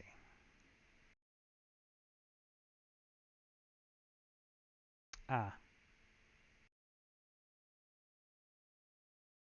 okay. This is all I'm going to do here. I see the problem.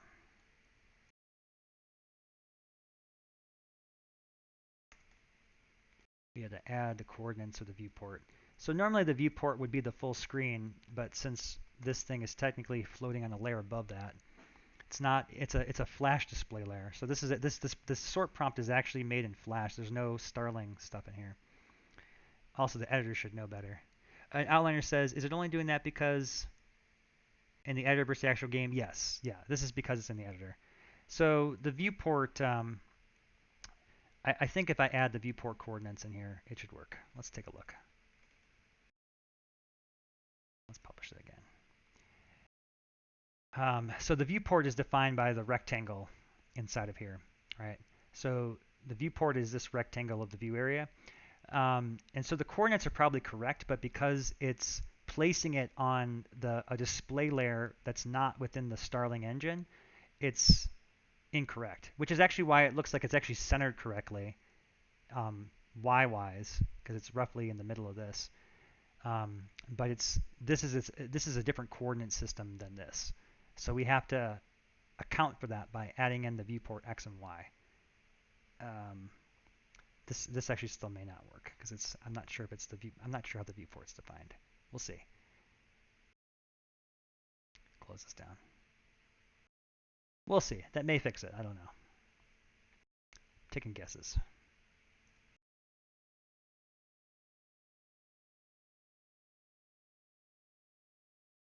Okay, maps, choose car test.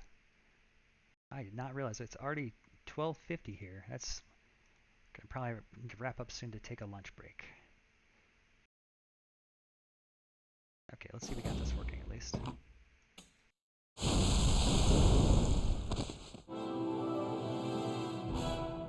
Yay! That worked. Sweet! That looks a lot better. Okay. It still probably doesn't do anything. Let's see. Let's search from high to low. Yeah, that didn't do anything. That's not surprising. Okay, so we fixed the first problem. Huzzah! And so the next question is, so we made the prompt. Okay. Now, when this thing actually runs the sort, where'd that sort prompt go? Sort card prompts. By the way, Outlander, you have a career in programming, my friend. I think I asked you last time if you were an engineer, and if you're not, man, you you have a definitive career as a programmer. The callouts and observations you're making, man, I'm in shock at how fast and quickly you're observing, because I know I'm scrolling around the screen fast, and I don't know what the streaming quality is like, but the fact that you're catching all these little nuances, man, you would be a good programmer. Okay, so somewhere in here is where we should be setting an event. I'm trying to figure out how the sort prompt works again. So listen, HUD orient. That's the rendering of the prompt. Where's the actual execution of the prompt? Block interaction, toggle groups, toggle sorts. Where's the OK button? What's the button actually called? It's called sort. OK button. Okay. We'll figure out what this thing does.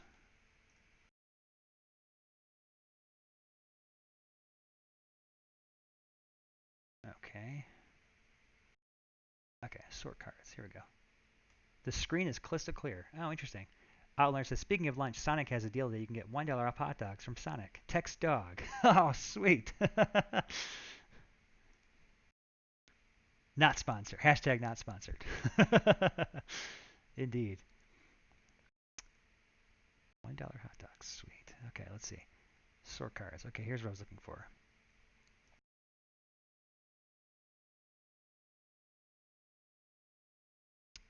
Okay, dispatch sort cards. This is what I'm looking for. Sort cards. Here we go.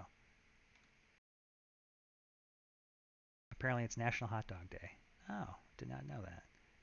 Okay, transition in. Here we go. Here we go. Okay, so I'm going to guess this is the issue here. We're going to take a look at the card collection. All right, so let's close this down. Let's close global view down. We don't need that.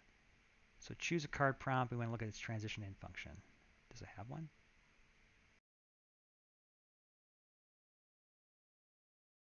It does not. Okay, that doesn't mean anything yet. It's not the issue. I'm just trying to track down where it is. So it listens for sort cards and it sorts cards. Here's where it sets the header text. Okay. Sort cards. So yeah, we can definitely fix a lot of these little things in here like this. We'll fix those header texts. We know that's one of our problems. But sort cards. Reset scroll page. Assign data provider. Okay. Assign data provider.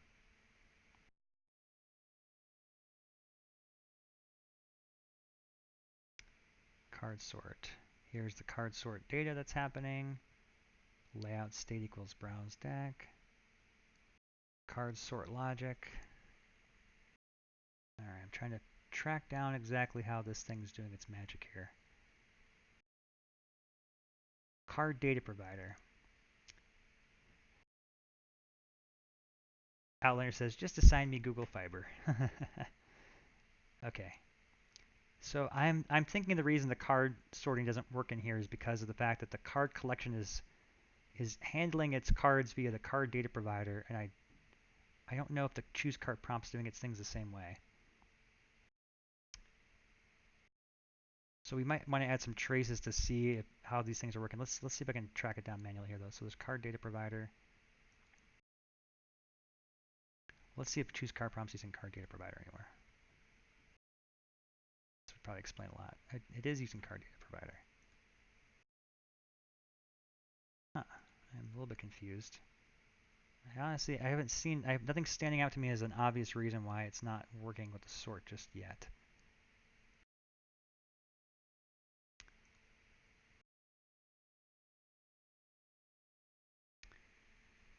Okay. There's these layout types. That shouldn't be controlling that. Let's go back to that sort thing. Let's see. Where's that sort method again? Sort cards is what I was trying to find. Sort cards.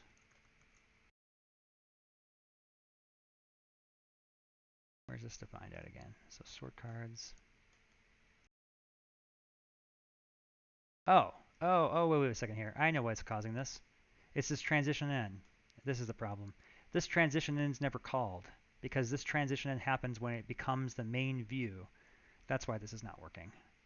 So we need to have this listener happen. Is this method private or protected? Private. We need to make this protected. Okay, that's what the issue is. I'm looking at where the actual listeners call that, and the issue that this is. Whoa, that's typing really slow. Okay. Save. Okay, let's see where I can put this thing at. I think for the purposes of this, we can place it inside of the constructor. Because the choose cart prompt is a temporal prompt. It only exists for the context of when it's defined. So we're going to listen. I think that this will fix that sorting cart prompt.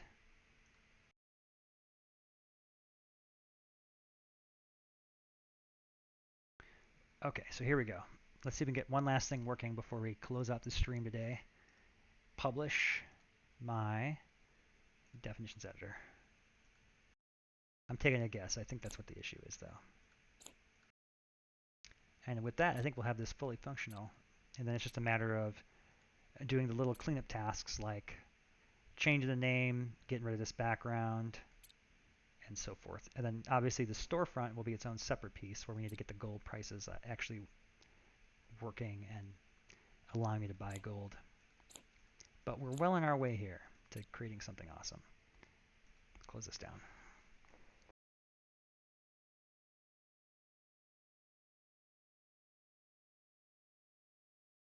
Okay.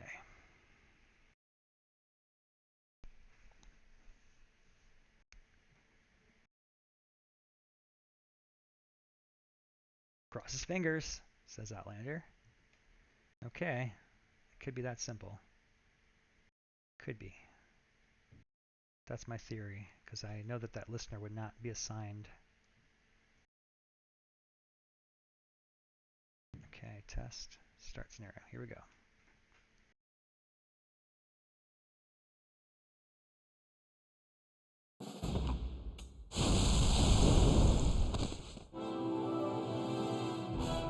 Okay, let's see if we can sort it by... Oh, I think it might be working. Yeah! Oh, look at that!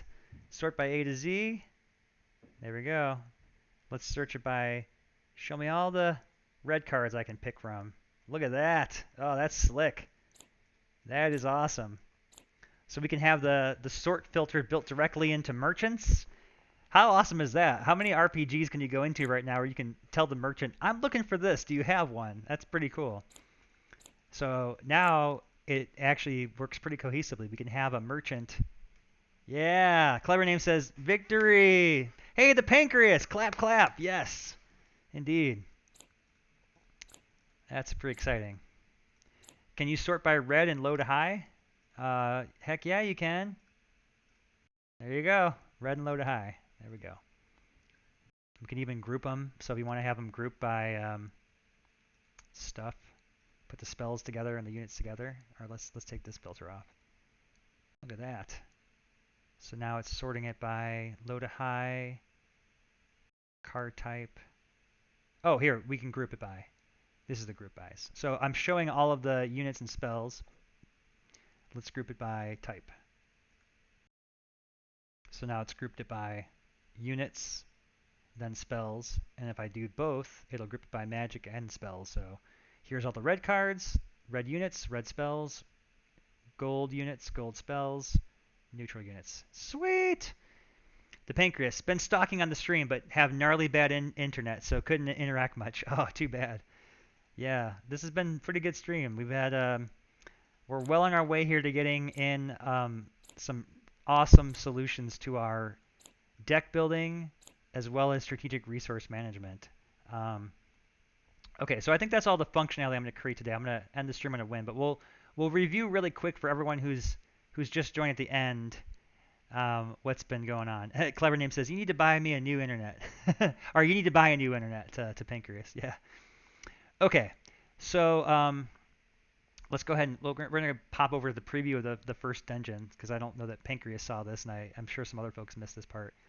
But hey, what's that over there? A sparkly chest. Ooh, shiny. We're going to play this up. So some of the new features we got into the game include the ability to assign both a gold value as well as a required level to card choices. So you can actually, when we do our intelligent card surfacing of the choose a card, we'll be able to help kind of make it so that the cards sort of unfold in a naturally progressive way to help mitigate that randomness.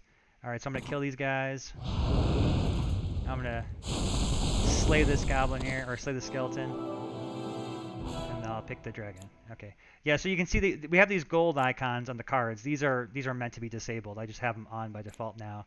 And I have not assigned values to them, but we'll be able to use the gold to buy the cards from the merchants. Okay, and then if I go over here and go pick up the gold, watch what happens. Yeah, gold! I got 200 gold! Sweet! And it carries over to the next level. Isn't that sweet? So, I mentioned before that gold within Summoner's Fate will not be a grind resource. It will be a true scarcity, a resource you have to carefully manage. You will not be able to grind levels to gain unlimited gold, so you'll have to actually make choices about what you want to spend it on to make the most of your survival in the campaign going forward. This turns gold into a very limited commodity and a strategic resource you have to manage in conjunction with the type of strategy you're going for. So whether you win or fail the campaign could come down entirely to how well you manage the gold that you have. Outliner says, now make puzzles and hidden chests with extra gold. Exactly. That's the idea. So there won't be just, an unlimited supply you can rely on grinding for, because Summoner's Fate is not about grinding. It's not a game where it's not particularly fun to just sit there and, it's not an action platformer. So there's no mechanic where grinding would make sense with it. It's more about how you solve the puzzles, and so it has to be meaningful each time.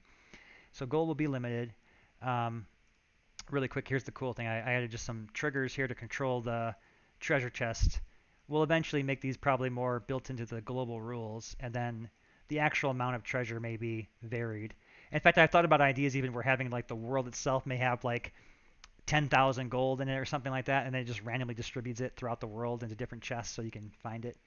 Outlander says, I just want Explorer mode to be more important. Yes, Explorer mode will be important. Yeah, there'll be all kinds of hidden stuff to find for sure, because it makes it much more adventure-y. All right, so we got that working. I think I showed earlier in the spells how we also got this working today, which was the cards itself. So if I want to show the gold, I can now give it a gold level and say 50 gold, and it's got, oops, probably if I type correctly, 50 gold. There you go. And then this required level will control when the card can actually surface within the choices. And then on our choose a card front, so I mentioned how when we define choices within a scenario, right, so I can give it cards and say, I want to have a choice of 3 blizzards, let's just say. I'm just doing this as an example again. We'll put this back to 3. Choose 3. Save. So when I define cards, and it does the rewards for the cards, it will pick from the hand-coded designs. This is how our existing campaigns work, where I very specifically curated a specific reward for this level, and so now I'll get a choice of, oh, Blizzard, Blizzard, Blizzard. Wow, that's an exciting choice, right? But when I remove those, and I give it a choose 3, now it's going to do my procedural algorithm, which will choose the cards not from a predetermined design, but rather from a procedural algorithm that's looking at the summoner I have and determining which cards be valid. So here we go. I got 3 choices: Dragon Whelp, Celestial Barrier, and Goblin Champion. I can run it again, and I'll get 3 totally different choices this time. Aha, look at that. Clever Name says you should have a a random card. It just totally gives you something random. That would be kind of fun. Yeah. So, and then we mentioned that the reason for this is that we want to separate the handcrafted effort of having to make the specific. We want progression of characters to work independently from the story. Kind of like how in Dungeons and Dragons you've got a character and there's sort of a known progression mechanic where you know at certain levels you're going to have new powers, and those powers are predictable regardless of what adventure you're playing. That's the idea here. Is we want to decouple character progression from the actual adventure.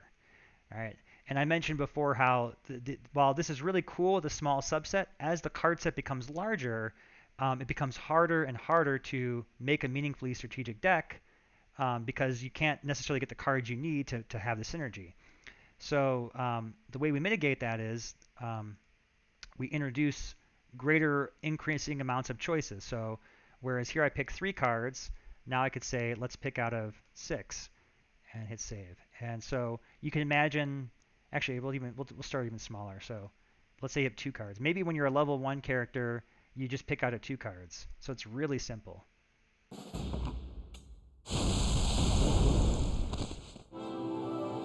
And we would also make these 2 card choices a lot more specific. So if we were using like the Pyromancer, maybe her first choice is like a Firebolt or something that's like very specific to her like signature abilities. If it was like the Druid, maybe the first card would be a Squirrel or something. And then depending upon your first choice, this may unlock other choices that could then surface in your collection. So as you get larger, it's sort of intelligently building the synergy of your deck. Okay, so now let's look at 6 choices here, and you can see how this kind of expands. Right, so the choose a card could expand, and then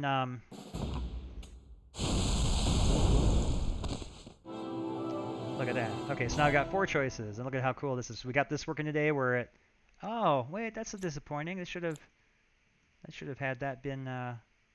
These should be bigger. I don't know why it's doing that. That's weird. I'm sad about that. Let's see what happens if I re-atlas that. Does it? Huh. Okay, we got a bug here where this number of cards is not. These cards should have been bigger. I don't know why they're not bigger. I'll take a screenshot of that. We had this working where these cards were properly filling this area, and now they are not. Oh, I missed the rest of Outlander's comment there. Something where your summoner's weapon, like you get an attachment for the Druid staff, and now you can summon 2 squirrels. Oh yeah, yeah. Like you could upgrade your abilities. That sounds pretty cool. That would probably be an event rather than a card. It says Clever Name. Yeah, I like that idea. Like we may have that in the tutorial now. The Druid actually doesn't start with the squirrel staff. You actually have to acquire it. So that's kind of an interesting idea where the summoners could even be kind of modular and customizable. Oh, that's weird. Now I've got 6 cards. Huh. I'm actually really confused now. Oh, weird. Portrait. Oh. That's what was bugging before. It was not showing me all 6 cards for some reason. Huh. It was only showing 4 cards the last time it surfaced through. I'm confused. I'll have to look at that bug a little more closely. But there we go. So there's 6 cards. And so you can see how the choices expand. All right, now let's say we've got a shopkeeper. So one of the ideas that Peter had talked about was the idea that as you play more, you unlock more cards in the shop. So the sort of psychological problem of like not being able to understand the cards and being overwhelmed with too many choices gets mitigated the more that you become familiar with the mechanics over time. And in the context of a shop, you go to a store in the real world with thousands of choices, but you can make smart decisions because you go into the store generally knowing I want this. And so we feel that as players become more familiar with the game, let's say we have a shop of, let's say we have 50 cards in our shop. Let's save this here. Okay? And so more choices mitigates random and allows the player more control over the deck. All right, so there we go. So now I've got 50 cards to choose from in my shop. And you can see here how this lends itself very much to strategic deck building because now I can pick anything I want. But by having the gold cost, we still limit the resources. So there's still this strategic management where if you want to build a particular deck, you've got to be careful about your resources you're choosing. You can't just take and build your entire deck up front, you have to still play the campaign. So this solves a lot of the design problems we had kind of going into it. And the cool thing about this is I can even say things like, oh, I'm looking for goblins. Is there any goblins in the shop? Oh, perfect, there's one, right? So our search feature also solves the problem of overwhelming choices because now players can come in those shops and try and find specific things. They can ask the shopkeeper if they have a particular card they're looking for. Or maybe is there any dragons in the shop today? Hey, there's some dragon stuff. Pretty cool, right? And so I can now purchase those particular cards I'm looking for. So there you go. Very excited by this development. As always, I greatly. Oh wait, Outliner says I know why it showed only 4 earlier. Yes, please do tell me the reason. I am very curious as to why that bug happened.